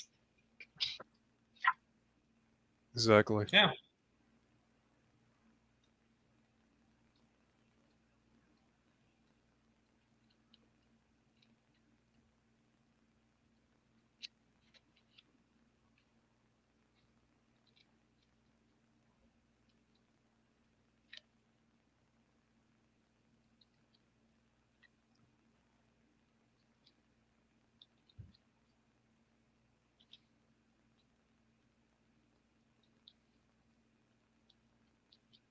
Now this shot right here is clean with all the ships flying around. Mm. That's good. You can look at the back of the stars and everything. It's crazy, man. What I like about these movies, and I mentioned this to you also, Pat, then when on Josh's watch along, that the ships are not like super high tech, but it works. You know, because obviously they're under a budget, but they made it work. You know. Yeah. And Zach can make ZSJL 2 and 3 work, because I mean that's an expensive movie with all the effects, and obviously it'll be more expensive because of the license and some of the bigger names, but also dude, it's like a bigger return though too. But dude, like, listen, all they have to do is do the exact same treatment they did right here. You know, Yeah. Give it the PG-13 for the kids to sell all the toys and merch, whatever. And probably WBD is gonna want a slice of that. We're like, fine, whatever. Just they know we'll buy. Like all the merch, we're gonna get it all, dude. We're still. Hey, I don't know if you saw on Twitter now that Charles Austin just got his McFarlane, I think, of Batfleck. Oh yeah, I think I did. I saw that. You know, I still need to get that. I have the ones I have the armored Batman suit, the one from Zack Snyder's Justice League, black suit Superman, and Steppenwolf. Those are the only three I have from ZSJL, but I need to get the other ones. Probably have to wait at some point. yeah, I'm seeing right here. He got DC Multiverse Batman. Yeah, he got the armored suit and no, it's not the ZSL Justice League armored suit and the BVS suit.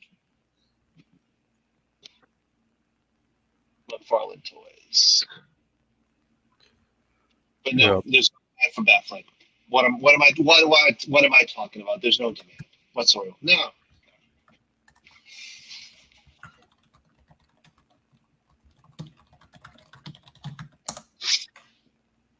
Ben Affleck's Batman suit is probably my favorite Batman suit out of all the live action Batmans.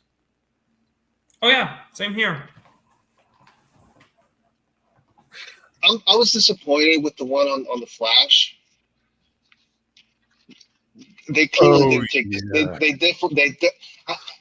get the vision, but the execution was not that great, and quite frankly, they didn't even try because they just wanted to, because they know it's gonna be like, hey, he's gonna be in the movie for like 5 minutes, and boom, that's it. We won't see him. We won't. Yeah. I still feel they should just reuse the suit from BVS, honestly. Wait, do what? The suit, they should have just used the BBS suit. Or the Justice League suit. Yeah, I think they should have as well. I think one of the things that Ben Affleck had requested, he wanted a more comfortable suit because he has said that the actual suit is, a little tight. So I get it. If it was going to be if this was going to be like in reality, it was kind of like a cameo type for him in the Flash. So all right, whatever. It just sucks that if you're going to pay homage and respect for that Batman, okay, if you're going to make him a little bit more comfortable, fine, of course. The actor wants to breathe and take a piss or whatever. but don't downgrade it. That's the thing. It was downgraded too much. Ooh, brutal.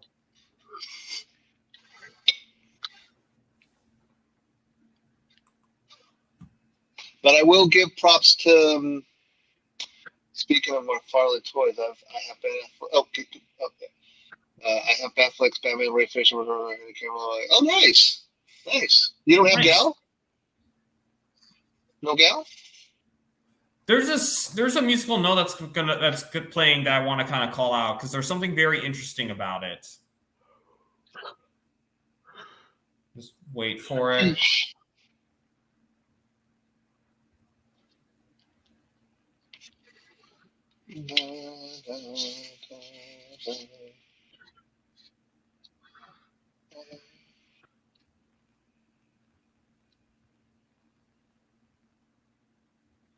That's from the Snyder Cut. That is totally from the Snyder Cut. What was playing right there? That musical cue. It's like that scene where you go from Aquaman talking to Volku to Steppenwolf talking to Darkseid. Like that transition that plays. It sounds exactly like what we just heard here. We're gonna have to go back and watch it and double check the Zack Snyder, the Justice League. I mean,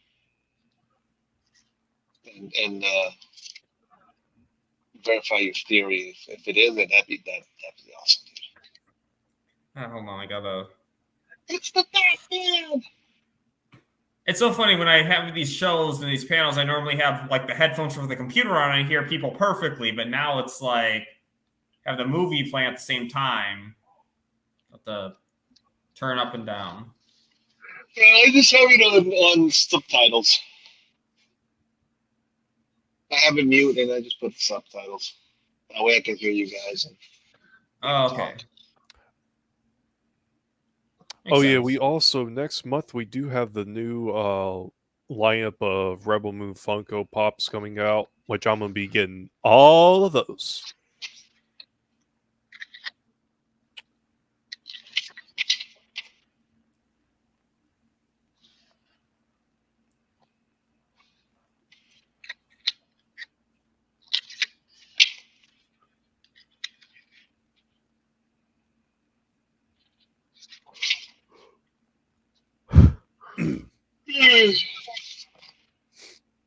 Excuse me, guys. Getting sleepy. What time is it? It's 10:30. Where are you at, Curly? Where are you from? What part of the states? I don't give that out. You don't give that out? Yeah, I don't give that out. That's fine.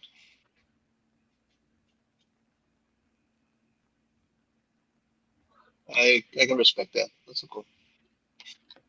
Yeah, it's all right, man. I just don't give that out. No worries. No worries.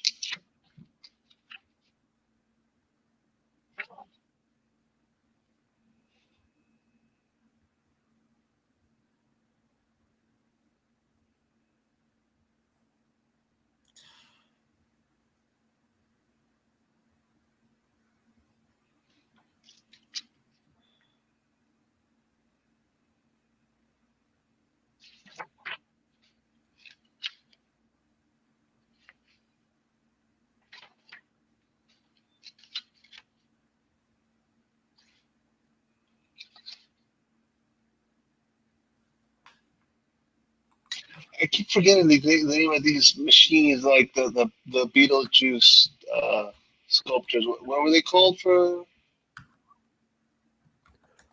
You guys remember or no? I have the book. I can check it out. What I mean by the book, I mean like the concept art book, the Wolfpack Cathillo. Yeah, I can check real quick. I'm gonna go do it the old way and not use the internet. Smart. Let's see here. We will use the old ways. I still need to read through this whole book because there's other chats that I'm in that like post pictures from the book, but I still need to like read through the whole thing myself.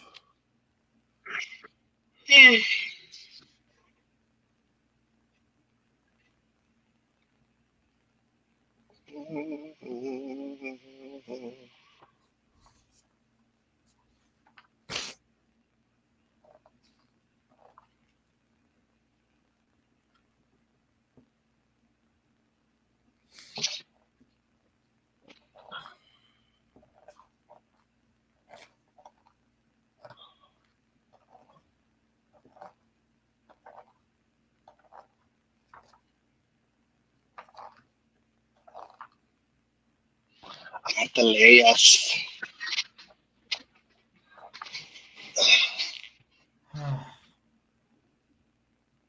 I'm wondering, is Cora her actual real name, or is it a name that she made up just to, like, stay undercover? Oh, that's a good point. Because she was captured by Belisarius, and I'm pretty sure Belisarius named her Arteleus. Those things you're talking about, Castalos, they are exoskeletal restraints. Exoskeleton restraints. Yes. Gotcha. There's some nice stuff in this book.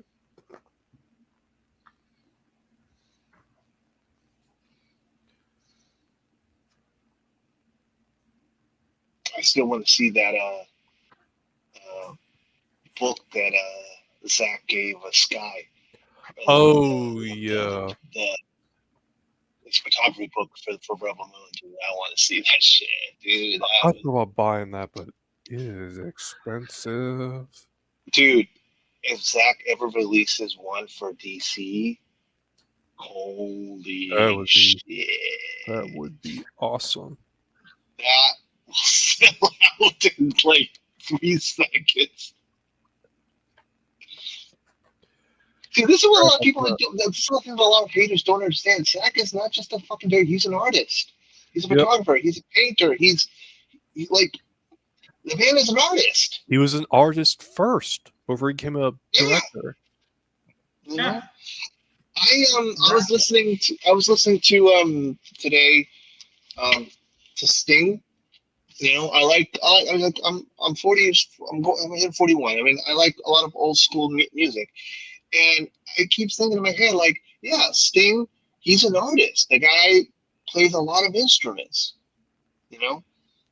He gets a lot of he gets some shit because the guy I've heard the guy's an asshole, but I don't give a shit. That who you are as a human being, as a person, as long as you're not doing ill will, like evil stuff, I don't care. You be you, do your thing, be an artist, do your job, entertain us. What you do in your personal life, not my problem. No one's perfect. That's why, like me personally, I'm the type of guy who does not want to meet their heroes because I don't want to get disappointed. And I've met a few celebrities. When I used to bartend in Logan Airport here in Boston, I met a few celebrities. And guess who I also met? Who'd you meet? Peacemaker. John Cena. John Cena? He's my height. I'm 6'1". Like, he's not that tall. I mean, 6'1" is not that tall. And I also met your buddy Tom Welling back then. I think I told you the story. Didn't I tell you the story? I don't think you did. No, I know I told someone. All right, but I'll repeat it anyway. Well, clearly, I know I haven't told you the story, so I'll share this one. Here in Massachusetts, there's a law that when you're bartending in the airport, you can start serving alcohol from 8 a.m. on until last call. Until last flight. That's when the bar, you gotta close the bar. It's usually around 7 o'clock at night. Was when the last flights head out. And that's Monday through Saturday, 8 a.m. You can start serving alcohol. And I was the AM bartender. So I was there at 5:30 in the morning, and people are already asking me for Bloody Marys. And I was like, sorry, bars close until 8 a.m. I can't serve any alcohol. It's a state law. I do that, I go to jail. And in the airport, it's not regular police, it's the state police. And you do not want to fuck with the state police, especially here in this town. Oh no. And but what I I'll liked pause about for the a state, second. oh yeah, Damn, that shot is more intense in the director's cut. It's more of a definitive shot. Okay, anyway, I'm sorry. Go on now. yeah, no, you're good. So okay, so yeah, Monday through Saturday, 8 a.m. Bars open. Sundays though, it's a different story. Sundays, when I was working, you can only serve alcohol at 11 a.m. Mind you, this is not an airport law. This is not an airport rule. This is not a Boston law. This is a state law. Okay? And they changed it now. I think now you can serve at 10 a.m., but when Tom Welling went to my bar, it was still 11 a.m. So he comes into the bar. I was by myself. Then he shows up. He's wearing a cap. And at first I didn't recognize him. He's like, "Hey, how you doing? Can I get a beer?" And I'm looking at him like, "I know you. Where have I seen you?" And I told him, "Sorry, sir, the bar's closed. I can't serve any alcohol." He's like, "What do you mean you can't serve alcohol? This is a bar." And I'm like, "It's state law. Unfortunately, on Sundays, I can't serve any alcohol until 11 a.m. Again, it's not just my bar. It's all the bars in the airport. It's a state law. Can I offer you something, anything else? Soda, juice, or something instead? Or would you like to get some breakfast?" Dude, he was so fucking pissed. He was so pissed. He left. He's like, "No, thank you," and he left. Oh, And when and he's what was his leaving, name? Tom Welling. Wow. And then at the end, that's when I realized, holy shit! I just said no to Superman. Yeah. Superman. Oh, okay. I know who you're talking about now. From Smallville. Smallville, yeah. Bro. Clark Kent Smallville, yeah. Oh, you're talking about that. This is actually similar to a story that my grandmother told me because she actually met Elvis Presley back in the 50s. Really? Yes. That's interesting. I'm going to tell you how it goes. So she worked at this restaurant and it was like late at night and she was like exhausted. Elvis walks into the restaurant. It's like I don't remember. He was asking for something or some like drink or whatever. And our grandmother was like, "Who in the world is who are you coming down here at like 11 at night?" And he was like, "I'm Elvis Presley."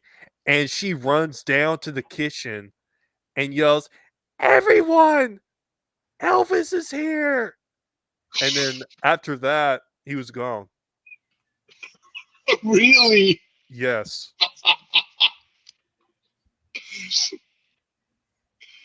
Oh, dude, that rocks. Oh, that would have been cool if he would have stayed. Yeah, I would have been. Oh, she was a fan. She was definitely one of those like. Was she a diehard fan of Elvis? Yes, she was. Yeah. That's a shame. That's just not like that sucks, man. That he didn't stay, man. Oh yeah, who else I also met, dude? I also met Christopher Lloyd, Doc Brown, man.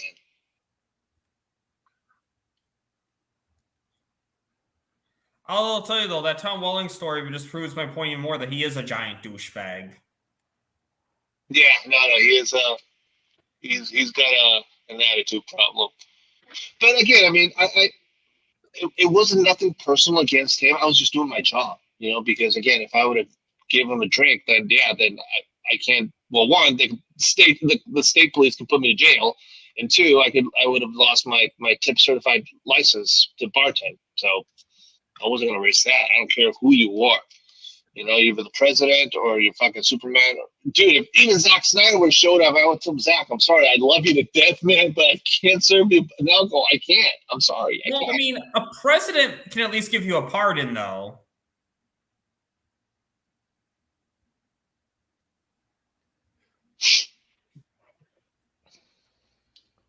But yeah.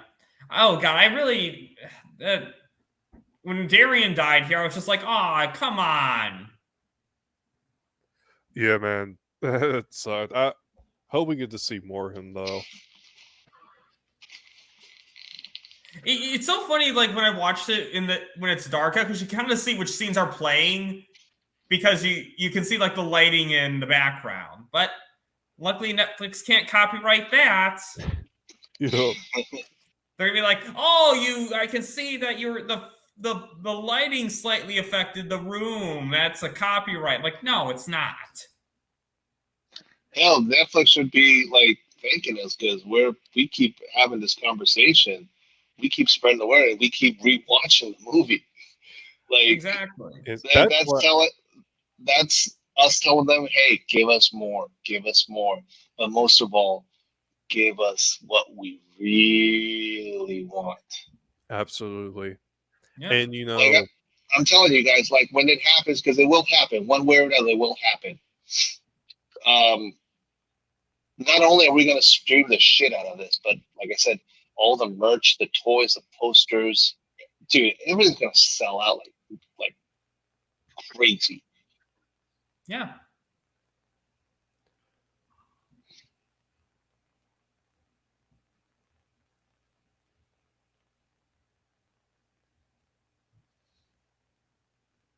You know, Noble could be Snark, Captain Cold.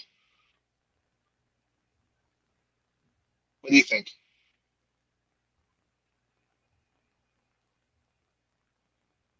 No? I'm sorry. Say that again. Me. Yeah, I was asking. Well, either one of you. That Ed Snarkin, he could. I mean, he nails it here as Admiral Noble. What are your thoughts of him being Snark for the Justice Who? League sequel? Captain Cold. Oh, Snart. I thought you said Snoke. No, I I can said see Snark. it. Maybe I said it wrong. Snark. I said Snark. That's what I meant. Him being, I can see him as Snark. Yeah. What do you think, Yeah, Charlie? totally. I think I can see him playing as Captain Cold. Yeah, I could see him.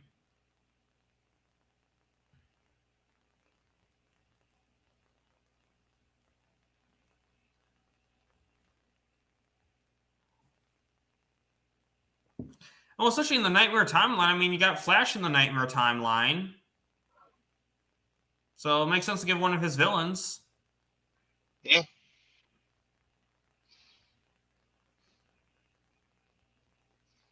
The one villain that I don't think we'll see now, I think we will see, or I don't think we'll see him after. I know it's a separate universe with Aquaman 2, but I think just Zach's. I mean, we know Zach's going to change everything, you know, because obviously his original storyboards, you know, we already know what happens, so there's going to be some tweaking here and there. Like right now, it's not 5, it's 10 years. Yeah. You know? But I also feel like, too, they won't necessarily want to show Orm because in general, people can't accept a different universe. But I think if it's the same actors, though, I think it gets a little more confusing. So I think that's also why. Yeah, I agree.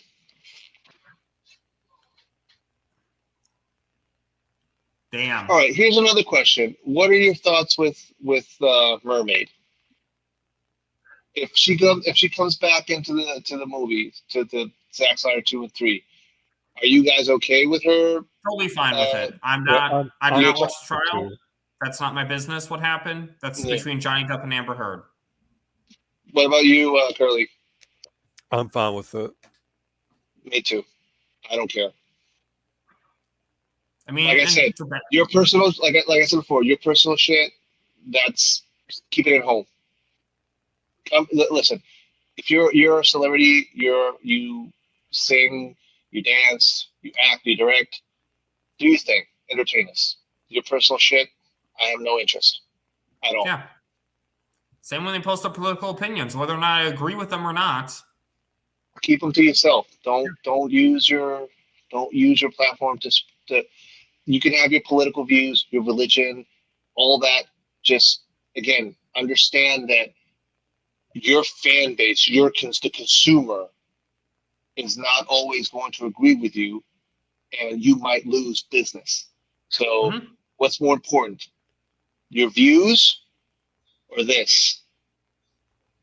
Because you're not going to change minds. You're not going to change minds. You're just going to get people pissed at you. And like, again, even if I roll my eyes at certain posts, even if I agree with what they're saying, because it just feels like, really, like, don't want to say anything too specific because I don't want to push it too much. But no, you're fine. You're fine. Like when I was talking with Zod the other day, like Kevin Sorbo, he got too religious, and that's why he doesn't get a lot of work now. He's got to keep it in a very short, a very small niche, Like Jim Caviezel, who said that I would never work with Robert De Niro because of his political views. I'm like, okay, dude, don't work with him. Like, let Leonardo then work with him, and Leonardo has worked with Robert De Niro since he was a kid. And last time I checked, that he's one of the top A-list actors in Hollywood. Nothing against Jim Caviezel. If he has his views, that's fine. Just keep them to yourself. If you want to keep working, like learn how to separate things. Yeah, well, like I'm not against people having their, like Gina Carano. I had no idea of her views, and personally, I don't care. Neither do but I. But they made it a big deal out of it. Yeah, exactly. It's BS to me. It shouldn't. I mean, again, I'm very in the middle when it comes to all that stuff. So, no matter what they say, I'm probably going to agree with them on some stuff and disagree with them on others. But yeah, I'm the same way. And well, it's like when Zachary Levi, I even kind of said this in one of my episodes of Bad Dance Discussions, when Zachary Levi was getting all, and again, this is not about our opinions, mind you. I'm talking about whether or not you agree with him. When he was getting all anti-vaccine before his movie came out, I'm like, dude, this is not the time to be speaking on this stuff. Like, because all you're going to do is you have you have fans of both, the pro and the anti-vaccine people. So don't get all these pro-vaccine people upset, because that's going to affect your box office. Mm-hmm. And it did. Oh, I love this scene. Don't call me General. Titus knows. You can tell. Hmm.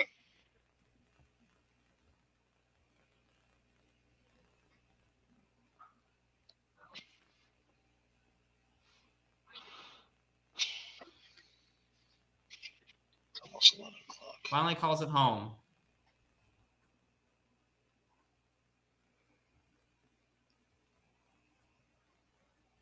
Oh, look who stopped by. What up, Integrity? Integrity, what's going on?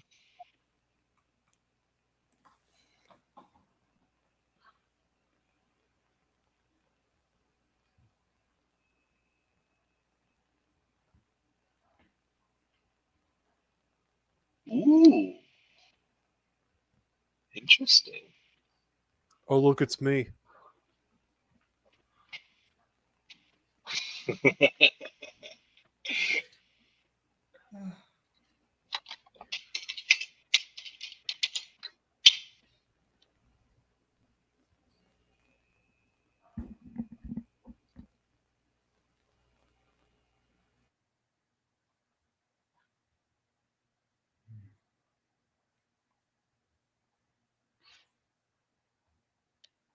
Holy shit. That's dope.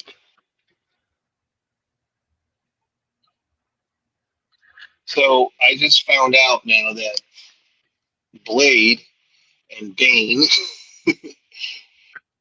are going to star in the movie Blackout, which is about the 1977 blackout in New York City. That's insane. Oh, damn.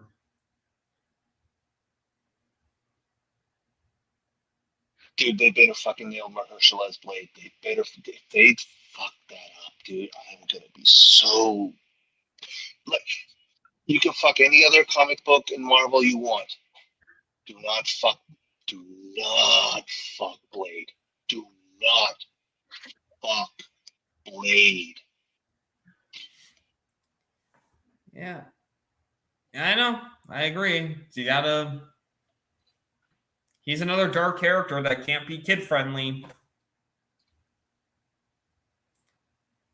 I was so disappointed when I saw this scene right here because I was like, God, why did Noble have to be alive? That's what my friend was saying about that. He's like, bro, I know he ain't coming back to life.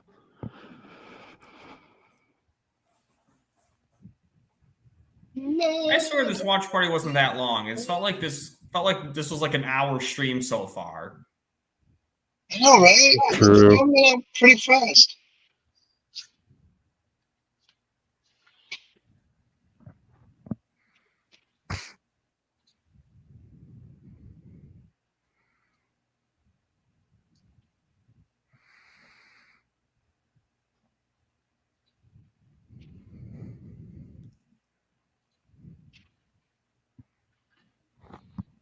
So fun. I love this scene because this is the only scene where Noble's actually intimidated.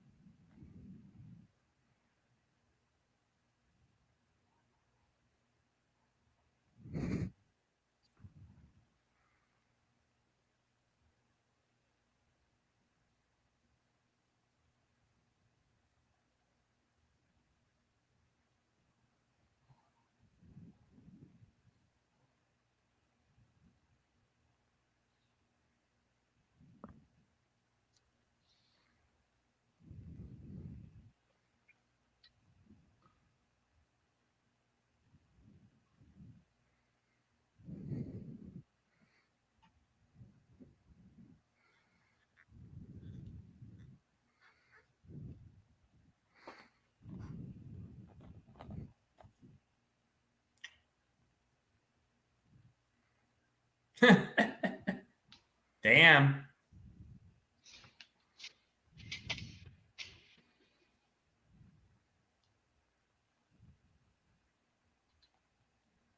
Oh yeah, your precious child. Right. That's a laugh.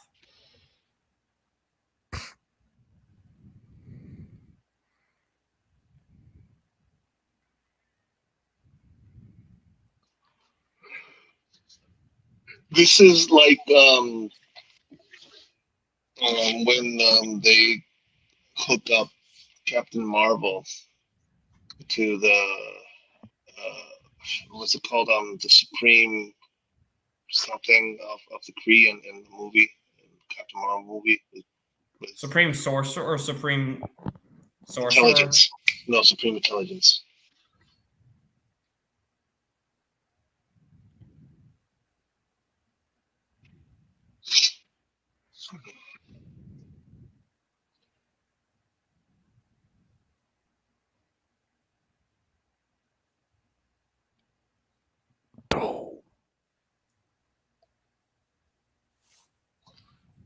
End part 1.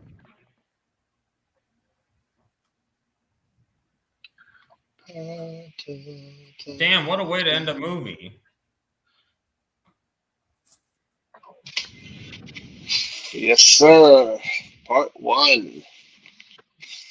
Oh, did you guys hear that?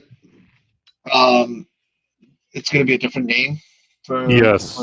I heard something about that for the director's cuts. Blood of a Child or something. I heard that too. That's going to be Chapter 1. interesting. Sorry, Chapter 1, part Blood of a Child or something like that. Rebel Moon, chapter.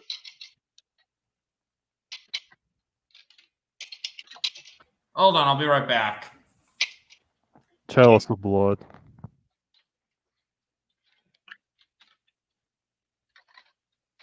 I'm sorry, come again?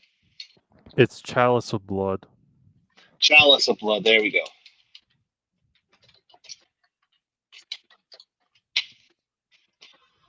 Chalice of Blood. Yeah. They actually confirmed that. I thought that wasn't.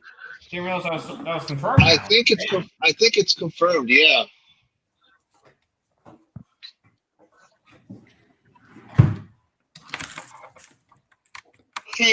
Yep. It's right here on the RebelMoonFandom.com wiki. Rebel Moon Chapter 1, Chalice of Blood, is the director's cut of Rebel Moon Part 1 of Child of Fire. Filmed alongside Child of Fire, the two films shared the majority of their production schedule. However, were planned as two separate film experiences from the beginning rather than following the formula of a traditional director's cut, which simply adds extra scenes. Like I said, he broke the code. He cracked the code. And now all you have to do if you want to replicate this is get like prestige directors that actually want to do their thing and not be holding by like, oh, you got to make X amount of dollars in the box office and do this and that. No, dude, just copy paste. It's that simple. Copy paste. You have a story. You have something good. Okay, copy paste it, and you're good. And listen, if you don't want to, we get that Zach is, he films a lot. It's fine. Okay, if you don't want to do 4 films in one, okay, you don't have to. But the fact that you want to make a movie and you want to have like your director's cut, that's fine. Like if David Fincher wants to do a movie and have one for the kiddies or for the man babies, whatever, and 6 months later you can release his hard R or the X version or whatever you want to call it, and let him do his thing. Like, why not? Like, this is a winning formula for Netflix. Yeah, I agree, and they get so much engagement on less of a budget. Zach figured it out. Zack Snyder, as you said, he cracked the code, and Netflix is going to want to use him even more. And okay, I was curious why you were saying Raw Talks.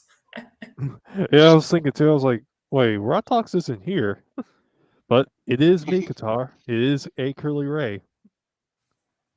Yep, both making their debut on Bat Dan's Thoughts. And you're talking about you're talking about selling out. Even the first issue of House of the Blood Axe sold out. Really, it did. I didn't know that. And then they went down to a second printing. Interesting. It's almost like Zack Snyder makes money. Zack Snyder continuing to be the blueprint. Exactly. It's so funny. People are and it's so funny seeing like these YouTubers like trying so hard to hate on Rebel Moon. It's like weirdly obsessive with their hatred for it. And it's like, but it's like, no, I mean, it's doing well. That's the thing. It's doing well. And that's why Netflix is great. They don't care about critics. And I think that's also part of it too, is a lot of directors want to work with Netflix because they don't have to worry about critics. They don't have to worry if they're not in their little, I don't want to get too far into conspiracy theories, but if they're not on that certain agenda, I'll just say that doesn't matter. No. Yeah, that's here's the thing. That certain agenda is getting pushed here in the U.S. hard. Netflix is global, 190 countries. They are not going to be pushing that on other countries and risk getting like banned. Mm-hmm. Why would they do that? It's bad business. And again, like Hollywood has always been like, it's always been about ego. It's always been about, who has the bigger star, who has the hottest chick, who has the biggest mansion, who has, that's what it's always been in Hollywood. But yes, like you said early back then, streaming changed the game. Well, it's because Mikey Sun made the point is that because streaming, you're just watching it at home, it's less of an effort, so people are more willing to overlook stuff like a bad critic review it's kind of, Mikey also made the point that certain controversial actors such as Ezra Miller can still work on Netflix because they don't worry as much. And also, it's cheaper. Yeah. It's a lot cheaper because think about it. Netflix, they paid $166 million to make these 4 movies. And how much did they spend in marketing? Let's say, and they never spend in marketing. Let's say they spent, let's be conservative. Let's say they winded up 50 million just on marketing, just to push this to the edge for part one. Obviously now for part two, they didn't do that much, but it was enough to, like, you know, make a huge splash. Okay. And they don't have to share the money with nobody. Because when you make a movie and you go through distribution and you go to these theaters, they want their cut. Netflix doesn't have to share the pie. They can keep the whole damn pie to themselves. You know? Yeah, exactly. That's why it's so great. That's why streaming is the future. And I've even said, even before COVID, streaming was the future. And now, again, movies aren't that great right now, which is also contributing to it. So, Absolutely. I remember, you know what? Let me share a story. I remember when I was in college. This was back in maybe 2006 or 2007. One of those years, I can't remember. And I was on my web class. Because I've shared this where I was studying to, you know, for film school and editing and animation, stuff like that, before I dropped out and came back to the States. And my web professor told us web TV is the future. And I was like, what? Web TV? What the fuck are you talking about, web TV? Mind you, YouTube was just starting. I think they were just bought by Google or not yet. It was in around that time, you know? And he kept saying, yeah, web TV is the future. And I'm like, I didn't see it. And he was right. He was right. And that's okay. And I'll own it. I was wrong because I did not see the vision. I did not see it because I didn't understand what he meant, you know? And now how technology has made life a lot easier, but also more lazier, I can see a lot of things now because my mind is more open now because of the things that we've already started experiencing, like social media, you know, like people are most on their phones. Like they don't, like, Beth, you said it yourself, hey, like I showed you what I was doing in my house with the electrical. You're like, yeah, if I need to do it, I'll just do this. And it's true. People do that now. Well, what I meant was I was actually calling someone on the phone. I wouldn't even try. Okay. I know what you're talking about with YouTube because I've done that with other stuff where I just look it up on YouTube. But with that, something that advanced, no, I'm going to call someone. No, that's more. Yeah, that's more like I get that. But yeah, the point is that people nowadays, like, yeah, we've got, as a society, we've gotten lazier. You know, we've gotten super lazier, and you know that's one of the cons of technology. You know. And yeah, that's why we're not going to the movie theaters, because we can watch it from our homes, or we can watch it from our phone, or from our computer, or our laptop, or iPad, whatever. Or my giant TV that I have, because I have. Or you might have a home theater with surround sound in your man cave or whatever. And hey, why should I go to theaters? Why can I do it here?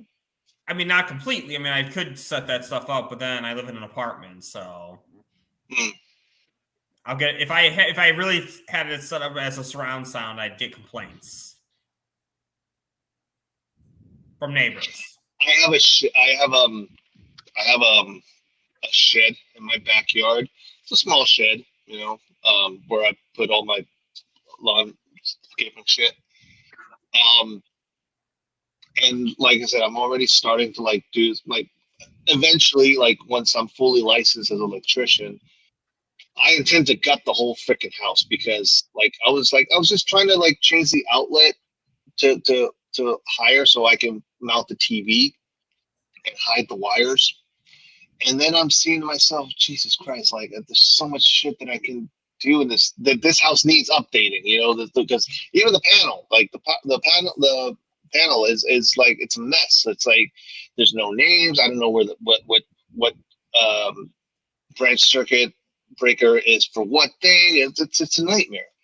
And one of the things that I was planning, like, but I'm talking like way down the road once I finish like renovating the house and doing shit like that, is I'm gonna break down that shed and I'm gonna build a new one. And that's gonna be because right now I'm in the basement, so the basement is my man cave. But that's gonna be the big one. Where there I will put I'll put an office space and like a home theater type with surround speakers and everything. I also would have to make the thing soundproof, so that way I don't bother the neighbors. But yeah, like people nowadays, they can have that shit. And a lot of people have their own home theaters, so it has gotten a lot easier for us as a society, that we can do shit from home. And I'm not against like people working from home, absolutely. I do also think that people should like, all right, let's say for instance you're a professional. Let's say you're an architect for all intents and purposes, and you want to work from home. You're coming into this new job. Me as your employee, I would say no, you can't work from home. However, if you're a new employee, you got to come to work 9 to 5, Monday through Friday, like every other person. And if after your evaluation and you perform, then yes, then you can earn the right to like, okay, maybe you can work a day or two from home, Like, I think that people should earn the right to work from home if you're coming to a new employment. Do you follow me? Because you have to. It's because working from home. Yes, it is a luxury, but also you need to earn it. You have to perform. You have to bring results. Because that's how people get lazy. Because I just want to work from home. Period. Be done with it. Okay, you might. How do I know that you're going to perform? How do I know if I'm not monitoring you? That I see you, doing your thing. Again, that's just my opinion. I can't work from home. I'm remote. I have to go to your house or his house or her house to do my job.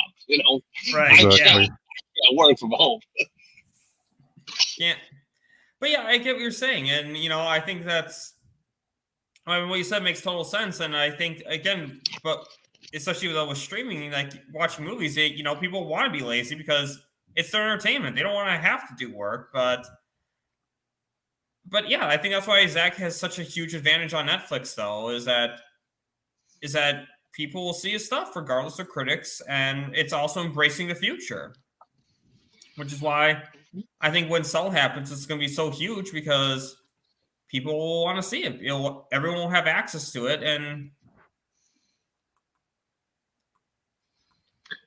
but yeah, I just think there's a lot to look forward to, and I guess we're going to kind of like wrap this up right now because it's getting late. But I guess we'll start with you, Costello. Any final thoughts and what's coming up? No, dude. Like I said, I mean, just keep streaming Netflix as much. I haven't been able to stream that much because again, my parents are here. But luckily now they're leaving. Work smart, not harder. Yep, exactly. I need to. That once my parents leave, then I'll be able to put like the TV on the upstairs and downstairs, like different, like to keep it streaming as much as possible. Like I said earlier, like Lethal Weapon is, let's just say, just stay tuned. That's all I want to say. If you know, you know. I cannot wait. And what about you, Curly Ray?